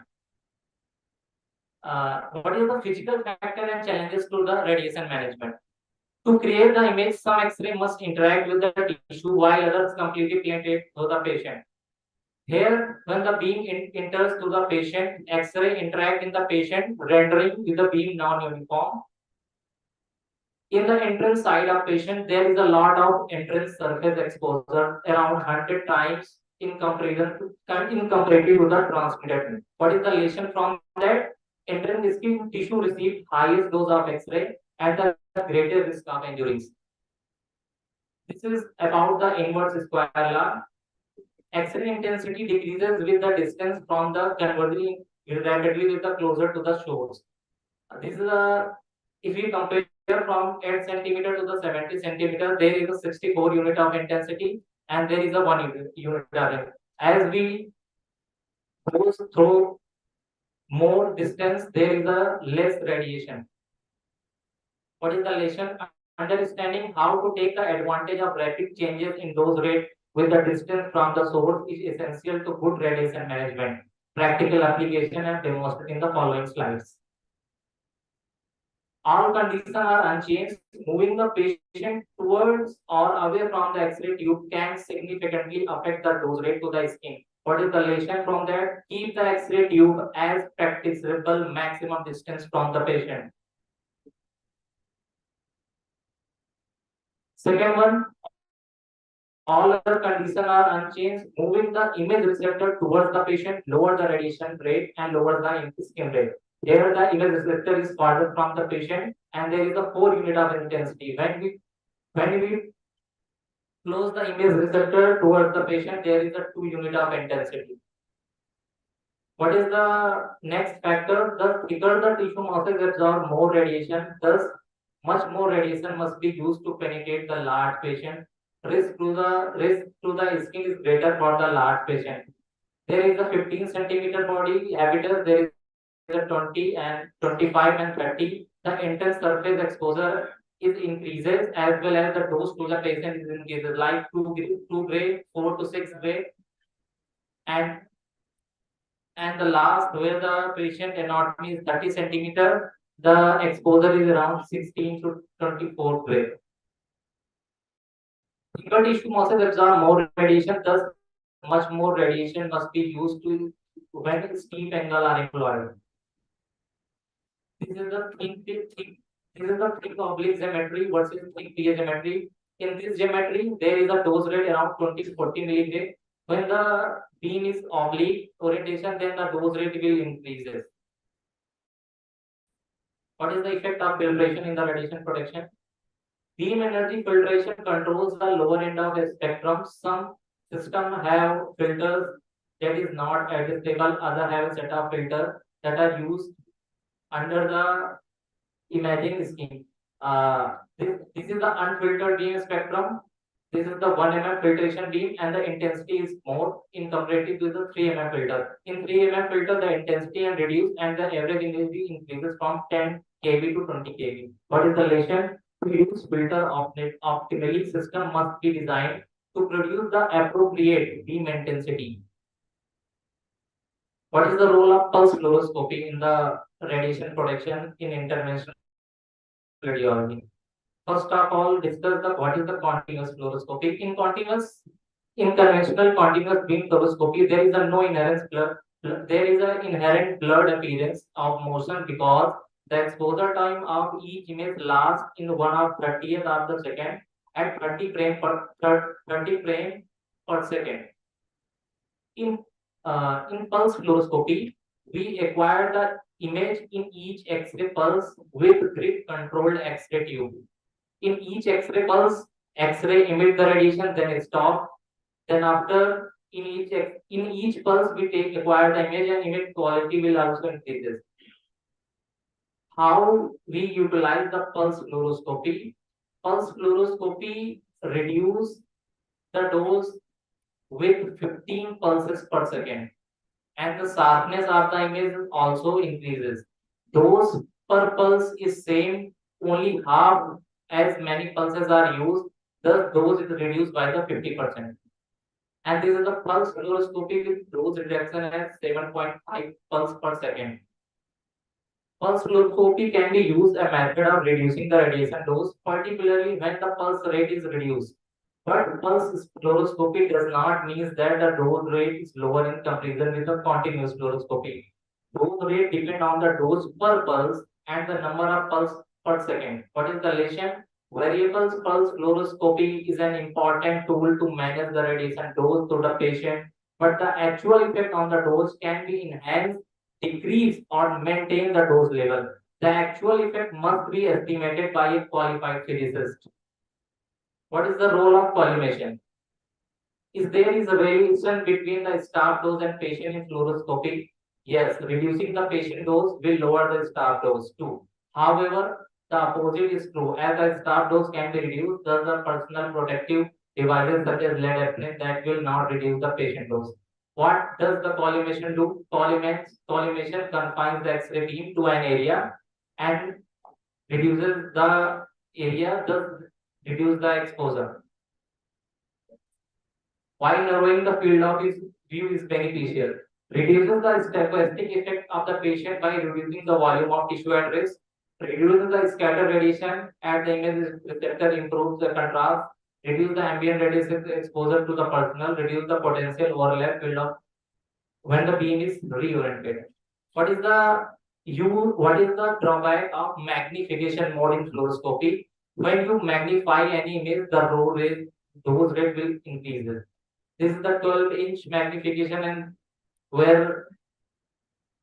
and this is the 4.5-inch. The dose rate will significantly increases. So avoid the magnification mode. Use it when it is very necessary. Otherwise, to avoid the magnification mode in fluoroscopy or intervention procedure. What is the last image hold technique? A useful feature for many modern fluoroscopy systems is the last image hold, whereby the last image is digitally frozen. The last image is a dose-saving feature since it allows the physician to complete the last image and plan the movement for the additional exposure in an interventional procedure. What is the ALARA? That is as low as reasonably achievable. That means every procedure must be justified and optimized, and there is a dose limitations. These are in the following slide. I will discuss the 10 pulse of radiation protection given by the IAEA. First of all, the use of protective devices. One is lead apron, pyrite shield, and the lead goggles. Lead apron may reduce the dose by the use of 90%. But sometimes we use the lead gloves. But when the lead gloves interact under the primary beam, so automatic exposure control automatically enhance the dose. So second one is tedious principle, time distance shielding, as you all know. Third one is sealing suspended screen and lateral seal and table curtains. Fourth one, keep hand outside the primary beam. What is the fifth rule? Radiation falling on the patient exit side, stand the exit side of the beam that have much less radiation dose in comparative to the entrance side of the beam. Therefore, always stand at the transmitted side of the beam. Sixth rule, X-ray tube under the patient table are not over the undercow system, provide a better protection from the scattered dose, and it is mostly beneficial for the eye protection. Seventh rule, use personal dosimetry like TLD bag, but now it's time real-time dosimetry are used. 8th point, update your knowledge about the radiation protection. Address your concern about the radiation protection with the medical physicists. Quality control is the main part. So happy World Radiography Day to all. Thank you so much.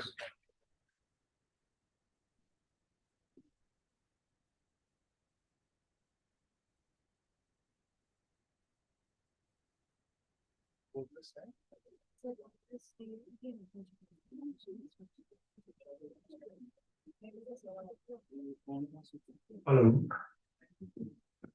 Now our next presenter is Mr. Balwinder Thapa, sir. Sir, the topic of sir is on radiation dose reduction in MTCT. Good evening, sir. Good evening to everyone. My topic is patient radiation dose reduction in multi-factor CT scan. So introduction radiation dose reduction the data computer tomography scan has become increasingly important focus in the field of medical imaging. Multi-factor CT scans are invaluable for diagnosing a high range of medical conditions. But the ionization radiation used in these scans is potential risk to the patient as well as to the radiation work. So it is a need to develop the significance of the radiation reduction dose in multi-factor CT scan, installing the techniques, technology, and strategy in order to enhance patient safety and optimal diagnostic accuracy.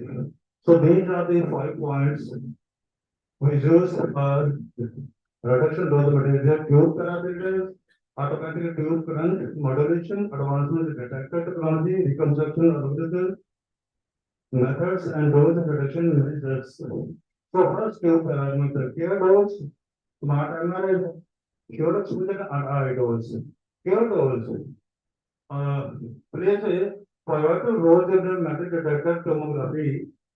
Care dose is the reducible dose is an innovative technology developed to address the dual challenges of maintaining diagnostic image quality while meeting radiation exposure to the patient. Dose modulation, care dose modulation, other similar dose modulation technique automatically adjust the tube current during the scan, reducing radiation exposure to the area of the body where the lower dose is installed. So when we are exposing the city, the exposure is consistently giving the same exposure, but with the modulation when there is a high intensity, to do the CT scan for thorax, just so here is the heart tissue more attenuation, and when more to the chest where there is a low attenuation due to errors, with the care dose modulation, the exposure is low drastically, there is the transfer of the chest, but after the down is also drastically increased. The second is smart MA. So smart MA consists adjusting front base of patient size, shape, and anatomy being scanned. When the scan or the larger patient or area that require more penetration, so it depends on the penetration. Penetration of the we have the different areas. From a neck, we scan from when we do this scan of the chest and abdominal both in chest from neck and chest and abdomen and pelvis, they have a variation in the size of the patient. The same patient, maybe patient angle tummy is more near radiation. This modulation adjusted according to the penetration. Where the size is less, it will reduce automatically exposure to the patients. So second, shear exposure. So an important component of contribute to the dose reduction, shear exposure to current modulation, which adjusts the current amount of for difference in the patient and between the patient and the natural variation in size and shape within the different region of body exposed. When a scan starts, patient taking breathings, sometimes over abdomen is up and sometimes it is down, sometimes it is 8 beats, sometimes or over environmental movement. So these modulations according to the movement natural occurring, which are not in control, to reduce the exposure accordingly. So next to the idols. Idols is technology developed with Philips while using in medical imaging equipment, especially in their city computer tomography. The main purpose of idols is to improve the quality. So here, it is a main example. There is a very low attenuated beam after the different attenuation of the extra foreign energy. So it is applied on where the very which attenuated beam take part in the image formations. It will control the quality of the image also. And that's what you see. There are all four vendors, Siemens, Healthcare, Sure, whether the Tiba, Idols, Philips. So what you see here, the high atomic tissues are here. So here, the attenuation is more as compared to chest. In chest, the low attenuation due to the air, so exposure to 250 mA to 100 mA.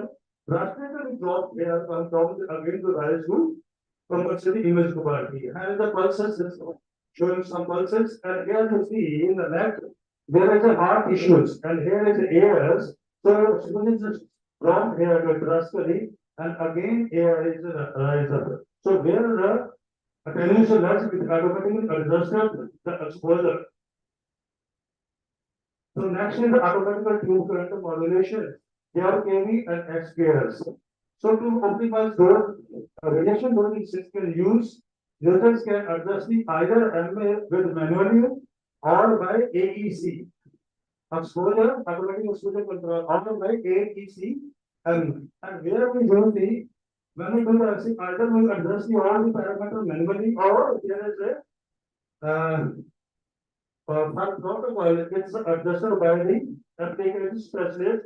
So when we press Protocol are just or a head or neck, it automatically these parameters are same in this protocol by default. By pressing this, but in APC, when the exposure start, the exposure will be all the time consistently. But in an automatic control modulation, the exposure is adjusted according to the shape and size of the patients. So here KV is a tool which is automatically implements the optimal KV strategy for each individual patient for each specific examination. So always select the right KV to achieve highest imaging quality at lowest dose. Reduce the tube count volt up to 140 to 180, reduce 78%. So here you see from the child, here you see, when we for just abdominal CT scan, we adjust the exposure is 120 generally whereas. So if there is no models applied, it is keep on 120 for all these scan. But here the model is false here and the rise up to here 120 to maintain the image. But here in child, generally we get 80 kg, but 80 kg. So here in 80 kg, but the parents area will be more exposure to adjust automatically 70, 80 to 100.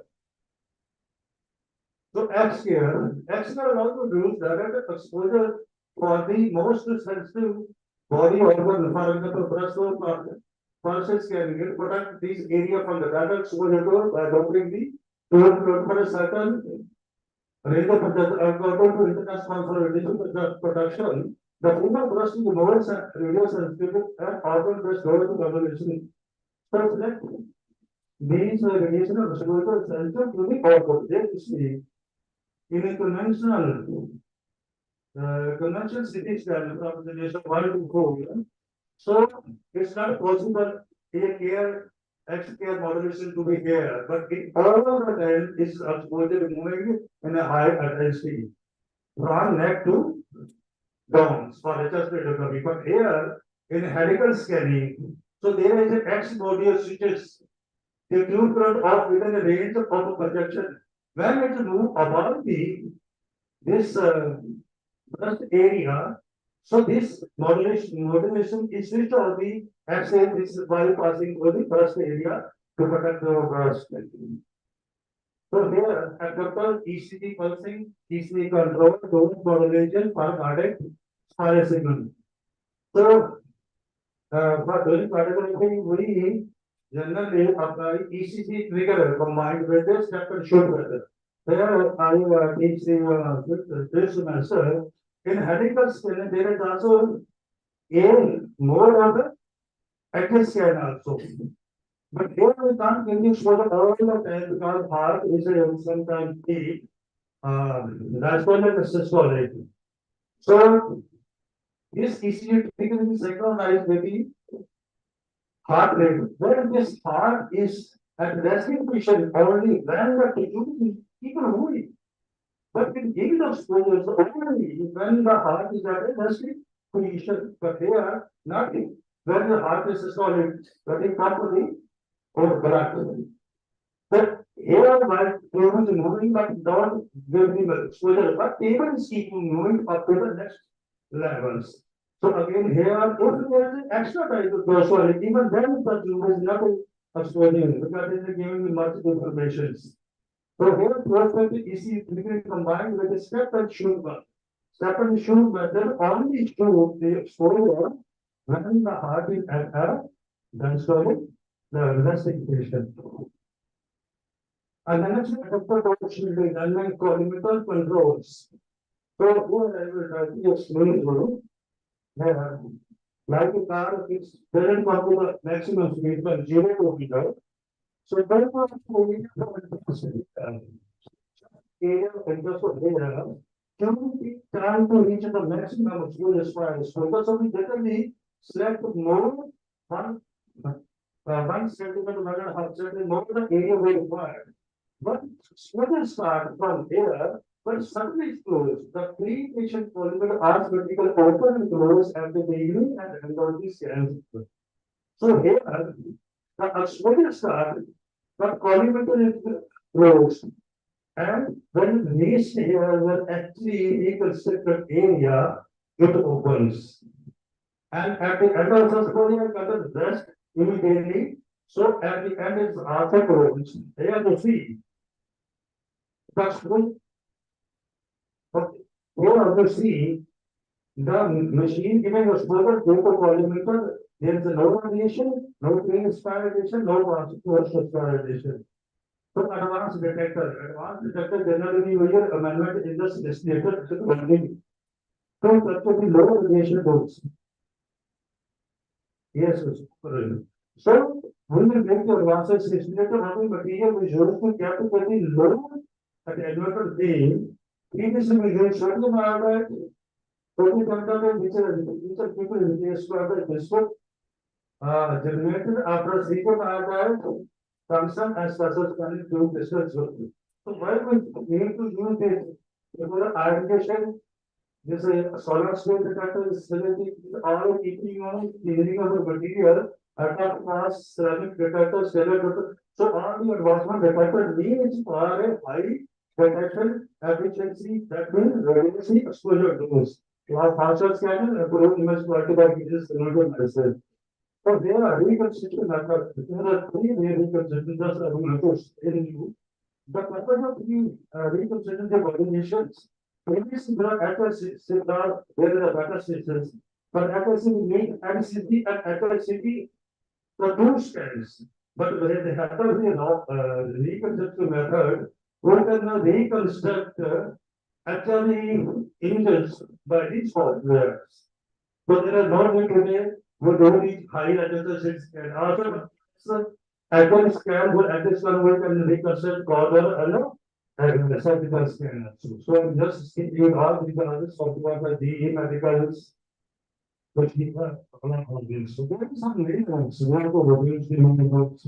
For example, patients, alignment, short centering, coordination, slice thickness, reading, gantry rotation, and timeless. They are the patient. This would be mentioned on the jet axis the material on the carbon fiber tables. So it may not be jet axis of the jet axis plate. Second, Scott is and the Scott is also interrogated is like for the CT scan. Second, we have two pieces. Two pieces are enterprise generally placed in the specific area or orbit is actually going to be able to achieve the desired level. As I thickness, obviously, we can 0.5 and 1 and 3 mm and more 5 mm, we can construct 3 mm 5 mm and from 5 mm, then we reconstruct another.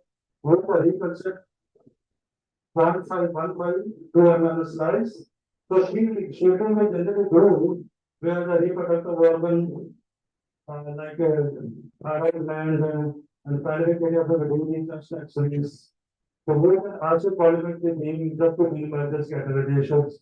Cantilever together with meters and described by the dynamic images which is used by the imaging cardiac imaging of movement particles.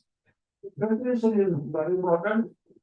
So if there is a low attenuation to the beam, which is going to strike the distance of the detectors, this is not taking part in the image formations. Observe, otherwise it is a follow the skin layers. So when you use with the bioprinter, they become aluminum equivalents used to draw typewriter are used to reduce the beam density of the peripheral area. This is beat with the tube and the collimators. Thank you. Thank you very much. Thank you, sir. It was a nice start with the mainly through advancement in the dose reduction intensity. Now, heading toward the second last lecture, I would like to invite Mr. Shivam Amidas, Assistant Professor, Department of Radiology, to deliver his talk on the role of artificial intelligence in patient care.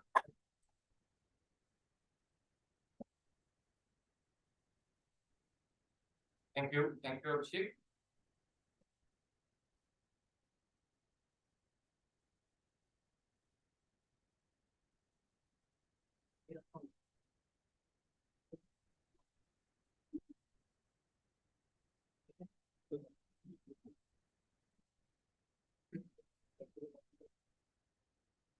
A warm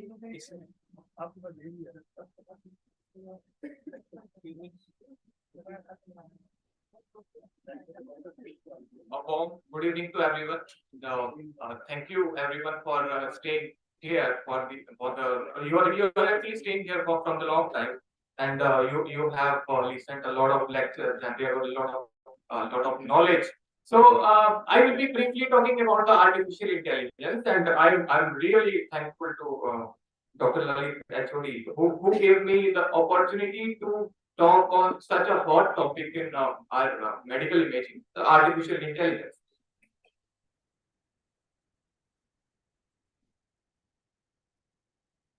So this is basically a video, and this is Dr. Handel basically, and he gave a speech in US, and he went to a hospital and gave a very controversial speech. And what he told is, when I hope if there no if there is no doubts. So this is what he told us. People should stop training radiology. So this was a very controversial statement. Many articles came out from this statement. There were a lot of publications, lot of journals. But if we see why he mentioned radiology, because we know in radiology we are completely relying on the data from acquisition to post processing. Everything is about data. So AI is something which works on the data, and that's why AI is becomes a very important in medical imaging. These were the basic pioneers of radiology, and this was the time of 1950s, and he's a radiologist basically, and he worked on an algorithm to develop such an algorithm to identify the chest problems and abnormalities. But he never succeeded. However, he got the Nobel Prize in 1975. Then come the entry of this very famous psychologist, Dr. Rosenblatt, and he used his knowledge of brain to manufacture the very first neural networks. And this is how his neural networks look like. So this was, you can say this was the earliest neural network ever. But he also never succeeded in performing the artificial intelligence very well because of these limitations. This is 5 MB hard drive being pushed by 4 or 5 people in 1950s. But now it's time to change. So we have strong GPUs, high calculation from GPUs, from CPU, and these kind of neural networks. So if you even put an image in normal artificially intelligent software, if you just put an image like I have put this image, and this can describe your whatever is appearing on the image. It will describe very precisely the fine details. If you see, it will even describe very fine details. So this is because of the strong neural networks, and these images only use 12 neural networks. In our radiology, we can use millions of neural networks.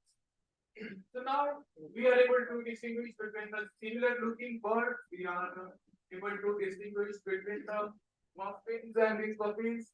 So if we see, every year neural network scientists get together and they actually have competition to classify these images better. So up and down, and after 2015, you can see error level have decreased below than 2. So can we make this little bit more impactful? Can we use these neural networks for the diagnostic purpose? But why?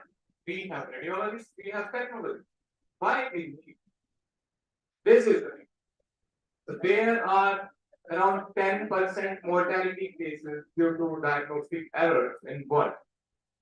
20 million radiology reports contain significant errors. 2/3 of the world population lacks adequate access to radiology specialists. So AI can speed up our process So I will show you how this will work. So this is the basic definition of AI. AI refers to a discipline within computer science in which artificial intelligent entity can mimic human cognitive function and it can really exist independent. So machine learning, supervised learning, unsupervised learning, these are the types. And this is the overview of artificial intelligence. So AI can be supervised, unsupervised, or deep learning. Supervised is like you have to teach that software how to work. If you are making controls, you have to correct those controls, and that is called supervised learning. If you are saying that unsupervised, then that algorithm is independent and automatically learn. So if we talk about what is difference between CAD and computer-aided diagnosis and AI, so CAD represents the earliest clinical applications of AI processes in radiology, and it's actually an example of evolution of AI. So there are challenges. Medical reports, images are not like just simple pictures. We have a lot of data. They consume a lot of data, and images are very complicated. So there are certain challenges. But if we see the benefits of AI in radiology, it has proven its accuracy in diagnostic and imaging, improved efficiency in interpretation.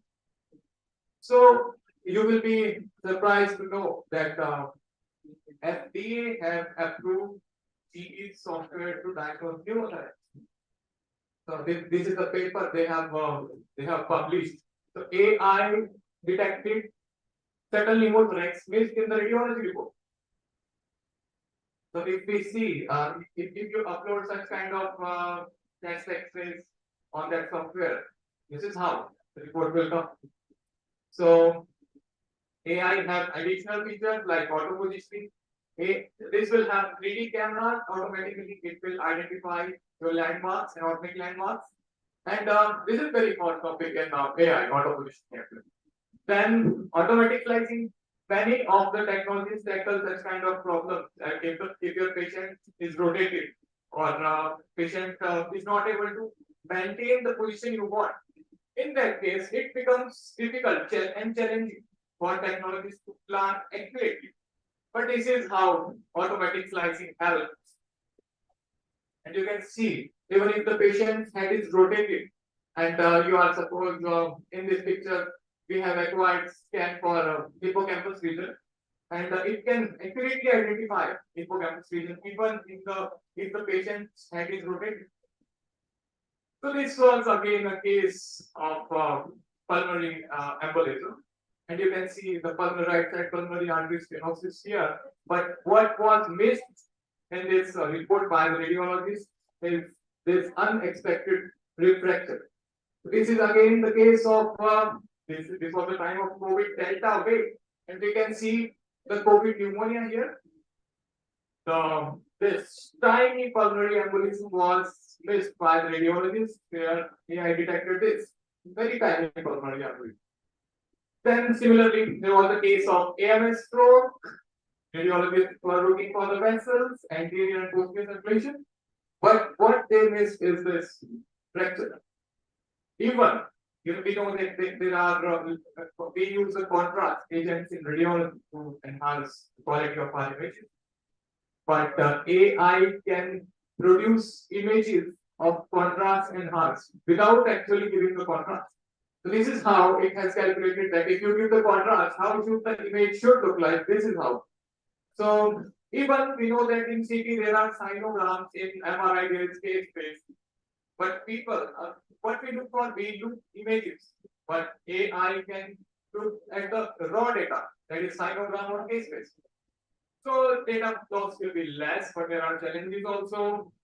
This is Uber self-driving car kills Arizona woman realizing worst feature of new technology. So these may be the limitations of AI, and there are other disadvantages also, because it requires large amount of well and trained data. Sometimes it happens that we require a lot of modalities, lot of different scans to diagnose a disease. So we should have well annotated training data.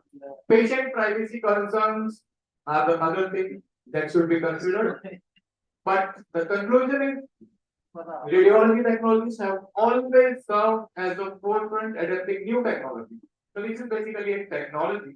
People who are getting to like saying that AI will replace you, that's absolutely not true. AI, if you are integrated with AI, that is going to help for the better patient care. So if you see this, so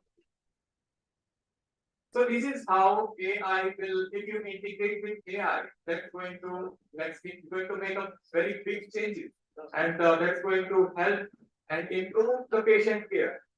Thank you very much for your time.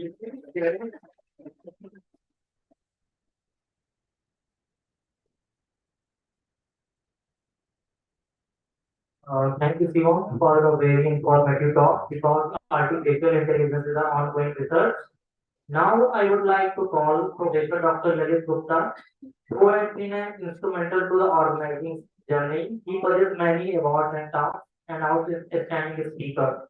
Sir, please deliver your topic on regulatory bodies, safety and ethics in radiology practice. Please welcome him with a big round of applause. Thank you, Vijay. Regulatory bodies. Let's start because we are like short time. You understand the meaning of regulatory body? Anyone? Who are the regulatory bodies in the world or in the country? Regulatory bodies in the country. Hello. MS.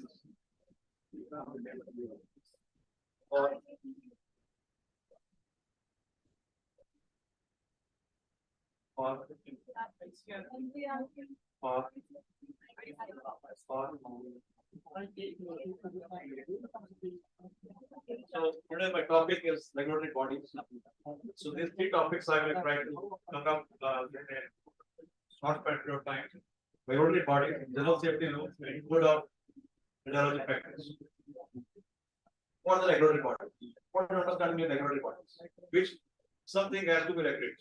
So in the public authority or government agency responsible for exercise and autonomous authority over the area of a human activity in a regulatory audit supervisory capacity. That is a problem we have to deliver to some agencies in data and deliver some sort of that safety to the public and to the patient. So feature of radiation regulatory bodies. It is a full and proper implementation of standard required the regulatory authorities.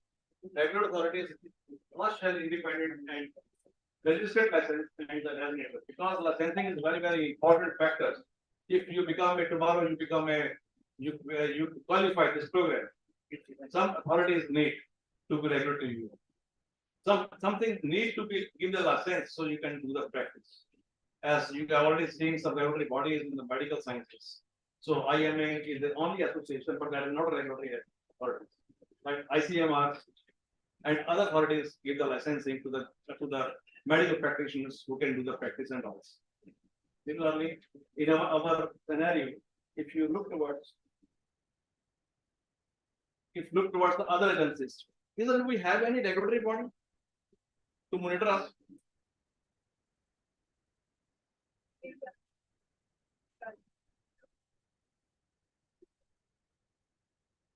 So far, there is no regulatory body for us to look after in it. Okay, this is very important factors because the regulatory body is coming up right now. The commission is going on. They put them on commission, which there's the council. Regulatory body only the radiation factors they can see. Let be about all the factors. So, what I mean to say, radiation regulatory body is two types. One is the international regulatory body, second is in India. In international, we have the IAEA. What do you mean? International Atomic Energy Agency, and another is ICRP, means International Commission on Radiological Protection, National Council on Radiation Protection and Measurement, and recently he talked about the FDA, US FDA. You should understand the meaning of who is these agencies, but these agencies look after only the radiation, the regulatory bodies. Two types of regulatory bodies, one for radiology, one for the radiation factors, second for the equipment factors. Okay. So in India, we have only regulatory body regarding the radiation and atomic energy regulatory body, which you have already seen in the air. And another body is for the equipment bodies. Who are the equipment bodies centralization in international and India? That is the IEC. That is the International Electrotechnical Commission. And another is the ISO. This is very common. You already seen many shops, many factories. This ISO recommended, right? That is the international organization for the standardizations. In India, but we have the regulatory bodies for the equipment standards. For equipment standards, not for the radiation. What type of equipment you need and that quality of equipment is set by and monitored by the BIS. BIS means Bureau of Indian Standard. Okay. So these are the few bodies you should understand. They have given some responsibility. So International Atomic Energy Regulatory Body is the atomic energy is the international organization to seek for the peaceful use of nuclear energy. कितना हंगामा होता है world के अंदर बम चला देंगे nuclear bomb चला देंगे isn't it? Who are the authorities? Who are the basic agencies to talk about this? This is the IAEA. So established independently by the US in the international treaty. So another agency is this is the basically insignia of the IAEA. Another is the International Commission of Radiological Protection, that is ICRP. So this is the protection is the independent international non-government organization providing recommendation guidance on the radiation protection. Okay. So nothing else. It's the international society in the ISR was called as the International X-ray Radium Protection Committee. So this is the basically the working of this ICRP working of 5 committees. One, radiation effect committee, doses from radiation exposure, protection medicine, application of commission recommendation, and these are committee different type of roles and different type of powers, exercise the powers according to the situations. So the logo of this ICRP, you already should know it about all this. So this is a logo of the ICRP. Another agency is ICRU. ICRU is nothing but the commission unit and the measurements. This gives only the measurement unit, nothing else. This is the role of this ICRP. This is sister concern of ICRP. ICUR is the sister concern of ICRP. So this is the logo of ICRU. This is another agency, FDA. Just recently he talked about Shivam talked about the FDA. There is one logo he has already discussed about the FDA. FDA is very, very important agencies in the role of these commissions, radiation safety. So FDA is nothing but a Food and Drug Administration. Somebody will ask short terms. What is FDA? Elaborate FDA. Can you elaborate? This is the Food and Drug Administration. So the federal agency of the US Department of Health and Human Services, one of the US federal executives. If you buy any equipment, always they say it has to be approved by the FDA, CE, or ARB approved. Isn't it? So these are the mandatory requirements. Once you buy any radiological equipment, it has to be approved by either of two agencies, either by the FDA, CE, or by the ARB. ARB is a mandatory in country, but in outside, the equipment must be approved by the CE or FDA. So it produces a good quality of equipment. So the signboard is of the insignia of the FDA is like this. Then come to the what is the meaning of clear and approved? What is the meaning of FDA clear and approved? These are two terminology. Clearance request for the medical devices that prove they are substantially equivalent or a predicate devices already on the market. And approved request for items that are new, substantially different, and need to demonstrate safety and efficacy. So this is a very, very important. That is why in every technical specification of the equipment, there must be FDA approved equipment. So that is the meaning of that.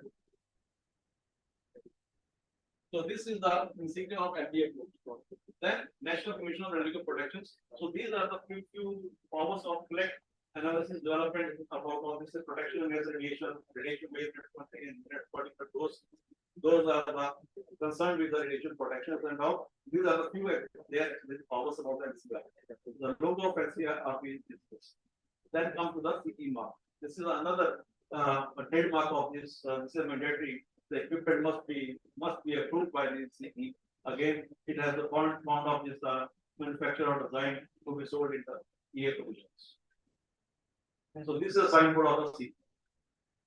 Then come to the ISO. ISO already everybody knows it about all this. This is International Spirit Organizations and independent non-government organizations, member of which the standard organization of the 167 members of the countries. So this gives some sort of that just the information about the quality of exercises what you are performing in your institutions. So use of standard engagement of product are safe, reliable, and good quality. The standard helps business increase the productivity, minimize errors and waste. Where is the office of the ISO? ISO office not there. Huh? Yes. Right. Organization what is the central technique based on the. So this is another. It is the IEC. This is also one of the commission of this. Then come to the. This is the logo of this. Then come to this Atomic Energy Regulatory Board, which is mainly concerned in our country. Okay. So this is the best. The mission of ARP is to ensure the use of medication and nuclear energy in India does not cause undue risk to the health of people and the environment. The Atomic Energy Regulatory Board was constituted in November when it was constituted. 15 November 1980 by the President of India by access the powers was conferred by Section 27 of the Atomic Energy Regulatory Act 1962. So these are the logo of this Atomic Energy Regulatory Board. Okay, what is the function of ARP? Very important slide. So ARP of India recommend and lay down all the equipment installed. You know Ilora? Ilora? Yes. What function of Ilora? Electronic licensing. Ilora? Yes.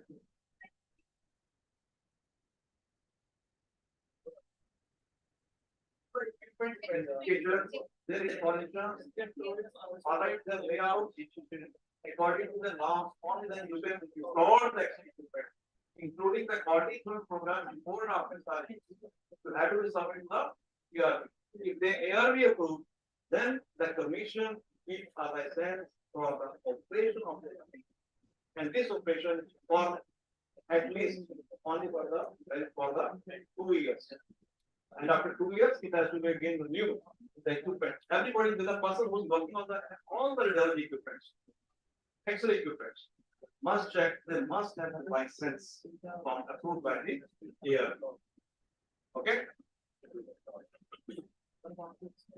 So another is the BIS. The BIS is the National Standard of India under the aegis of the Ministry of Consumer Affairs, Food and Drugs Distribution Government of India. The formation of BIS functions through the technical committee structure, comparative division council, section committee, subcommittee, and the panels. Division council. पहले ये नाम से ISI के नाम से आते थे. You see all the equipment, even your house equipment is certified by the either by ISI or by the BIS. Okay. So these are the few things. This is the logo of the BIS. Now, general safety rules, I will not touch much more about all this. Only for X-ray, you should know about there should be leakage. Yes, one upper slide, very important. The house leakage, radiation through the protective house tube housing in any direction shall not exceed a therma of 1 milli gray in 1 hour at a distance of 1 meter from the exit target when the tube is operating at maximum rate kVp and for the maximum rated current at the kVp. Understand? So this is a very important line. Be careful about that. There should be no leakage of radiation. And if you survey the meter, only this much radiation is not be exceed 1 milli. The radiography device is already explained about all this, so I will not touch more. Beam filtration is already explained, but as concerned type of filter, you have to use it. Which type of filter is there? Which type of filter is there? Which one? Inherent and added filter. Inherent you can't change it. Added you can change it. Okay. So added filter, if your kV is less than 70, the minimum filtration is 1.10. If 70 to 100, then 2 mm aluminum filters, and it's above kV 2.5 mm plus black bubbles. Now this is I add on the copper filters.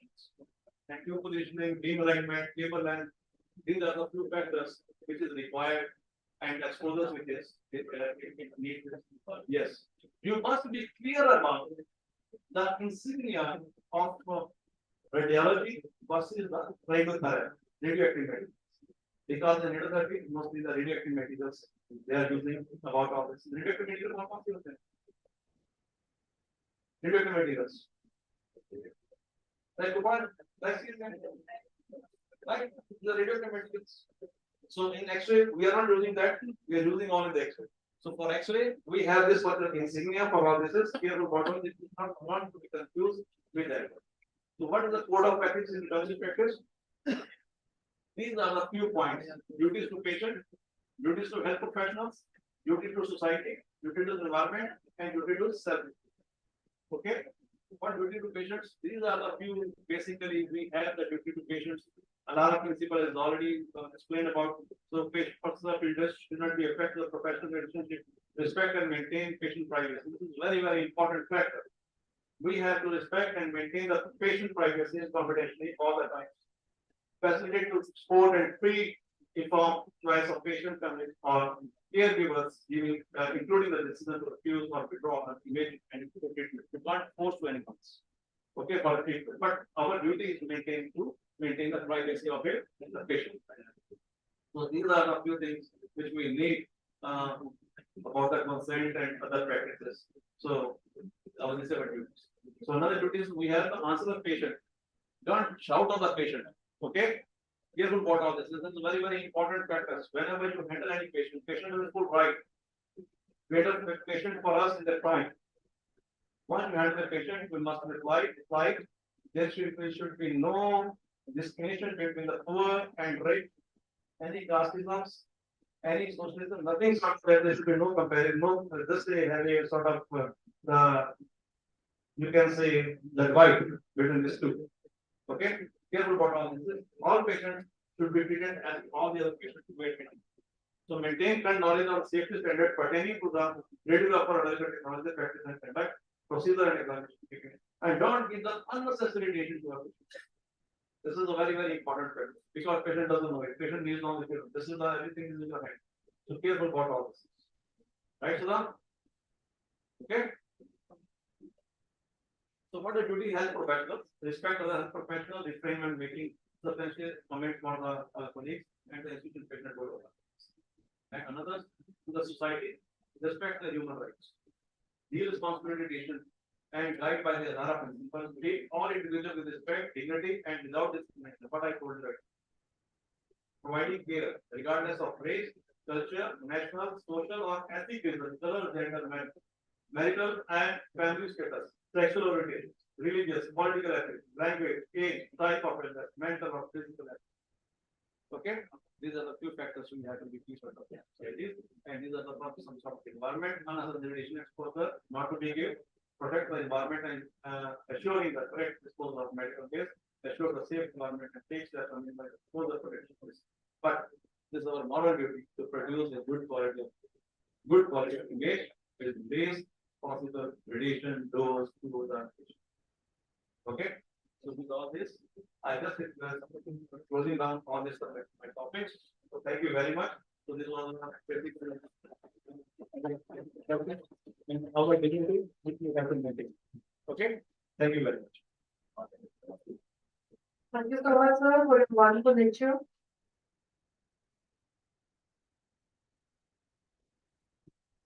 ऐसे करते हैं वैल्यूट्री के लिए sir मैं sir wait वाला वैल्यूट्री में लेके इनका चेयरमैन से पता है कि नहीं किसी को लेके आता है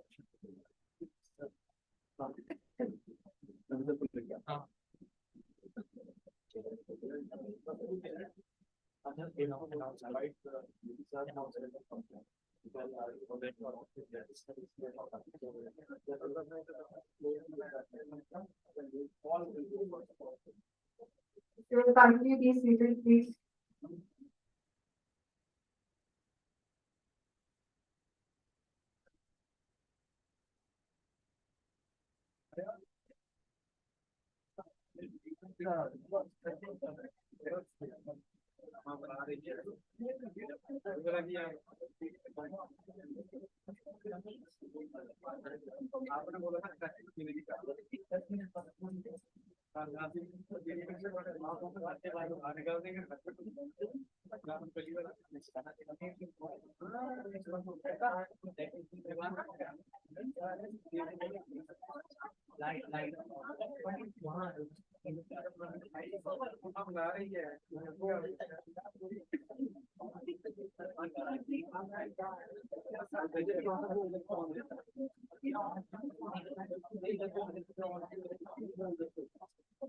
इधर होगी इधर नहीं ना होगी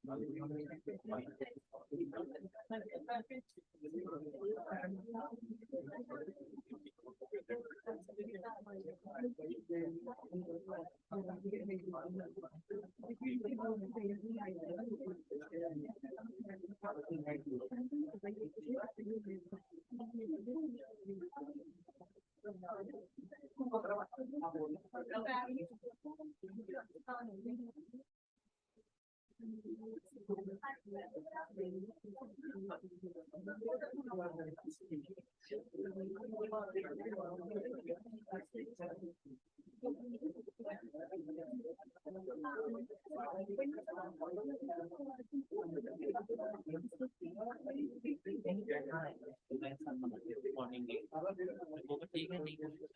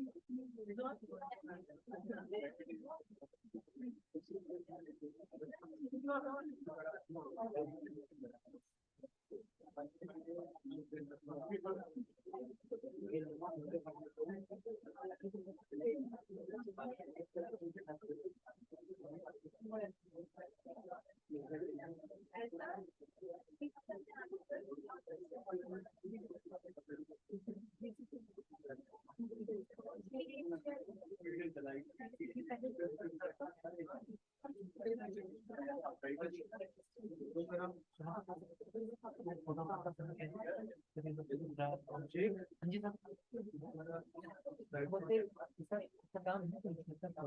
लेक्चर हो गया कौन सा ऑनलाइन चलता है आपका ये वाला है नहीं दूसरा वाला ये स्लाइड चेंज वो पेन है नंबर हाँ, ये। ये सब तो लिखा है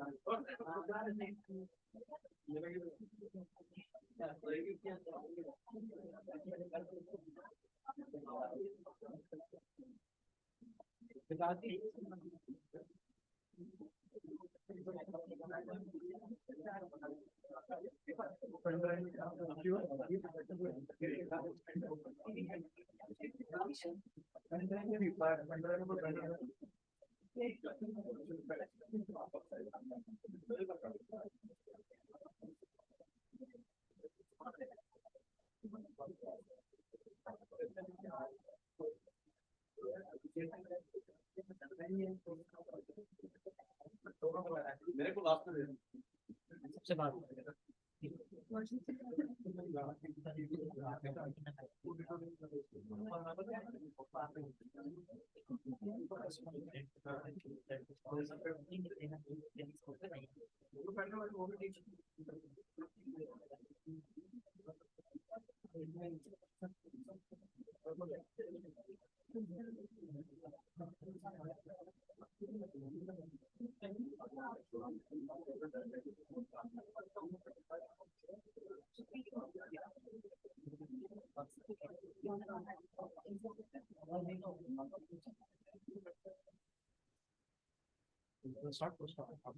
Good evening, everyone, once again.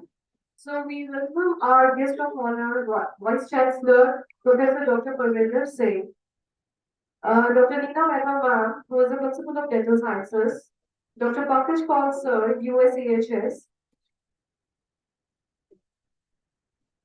So we like you to be here to please thank this event. So this is a valedictory event.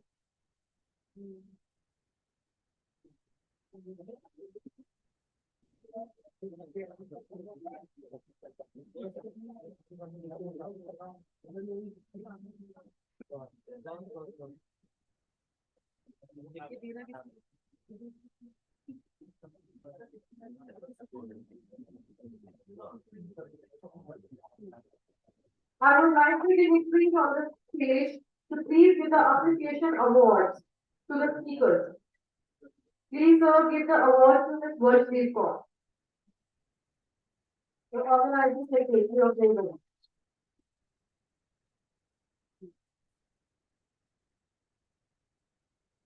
Next goes to Mr. Abhishek Kumar.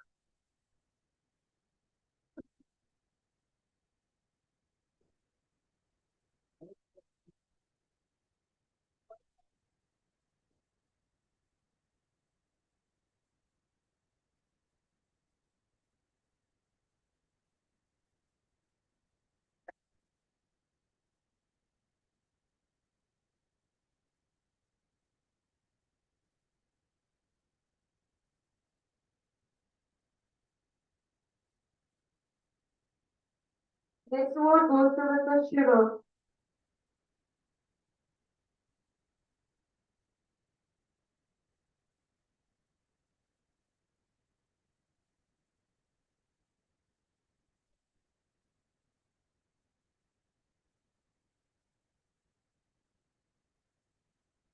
Next speaker, Mr. Sargovish Yadav.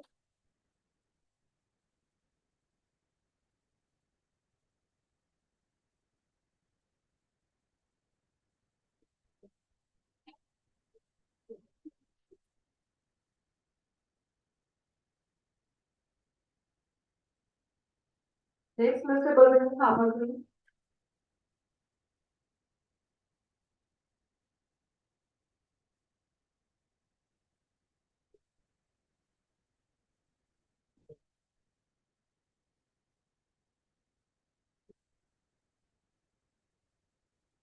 Next, Total Association Award goes to Mr. Arun Yadav.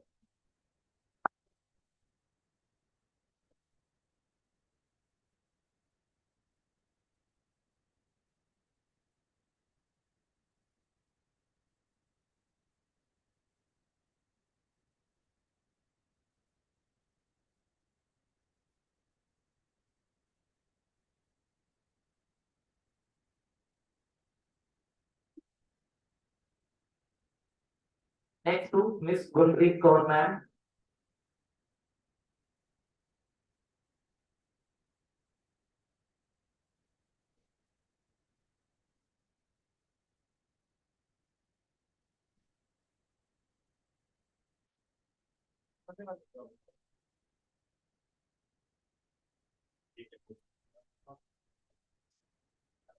Next to Mr. Vikas sir, Assistant Professor Forensic Medicine.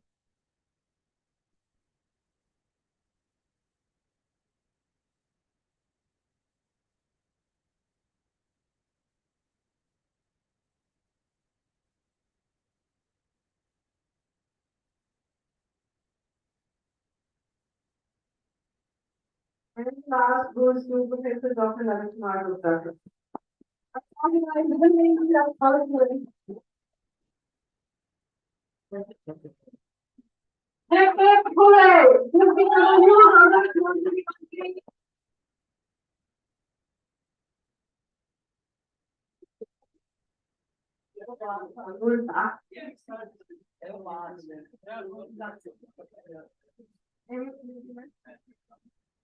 Yes, we can.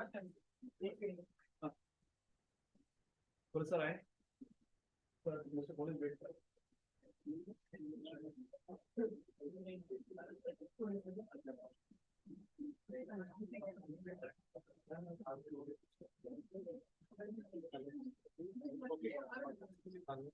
So, as we have come,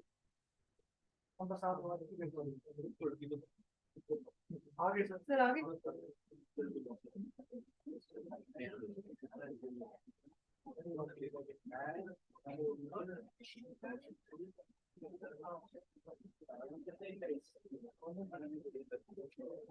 Dr. Chawla, who lives out all the things, please.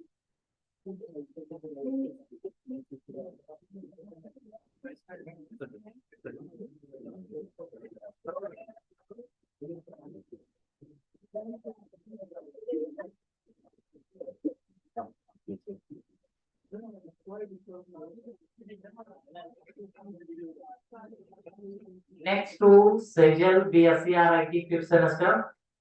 Come to the dais.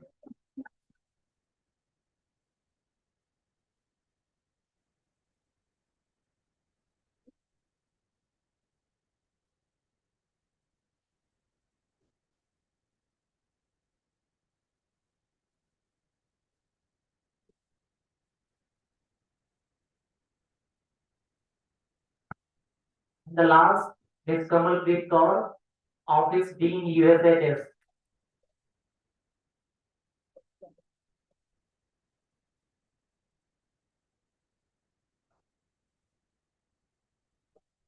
Thank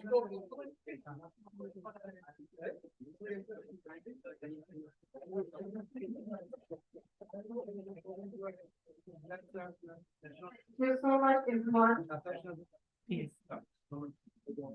So, as we have come to the end of our time together, let's conclude this memorable day by standing together again for our national anthem. Please stand, everyone.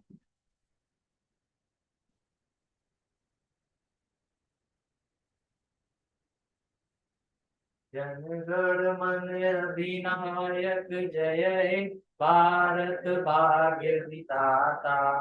Punjab Sindh Gujarat Maratha Dravida Utkal Bang.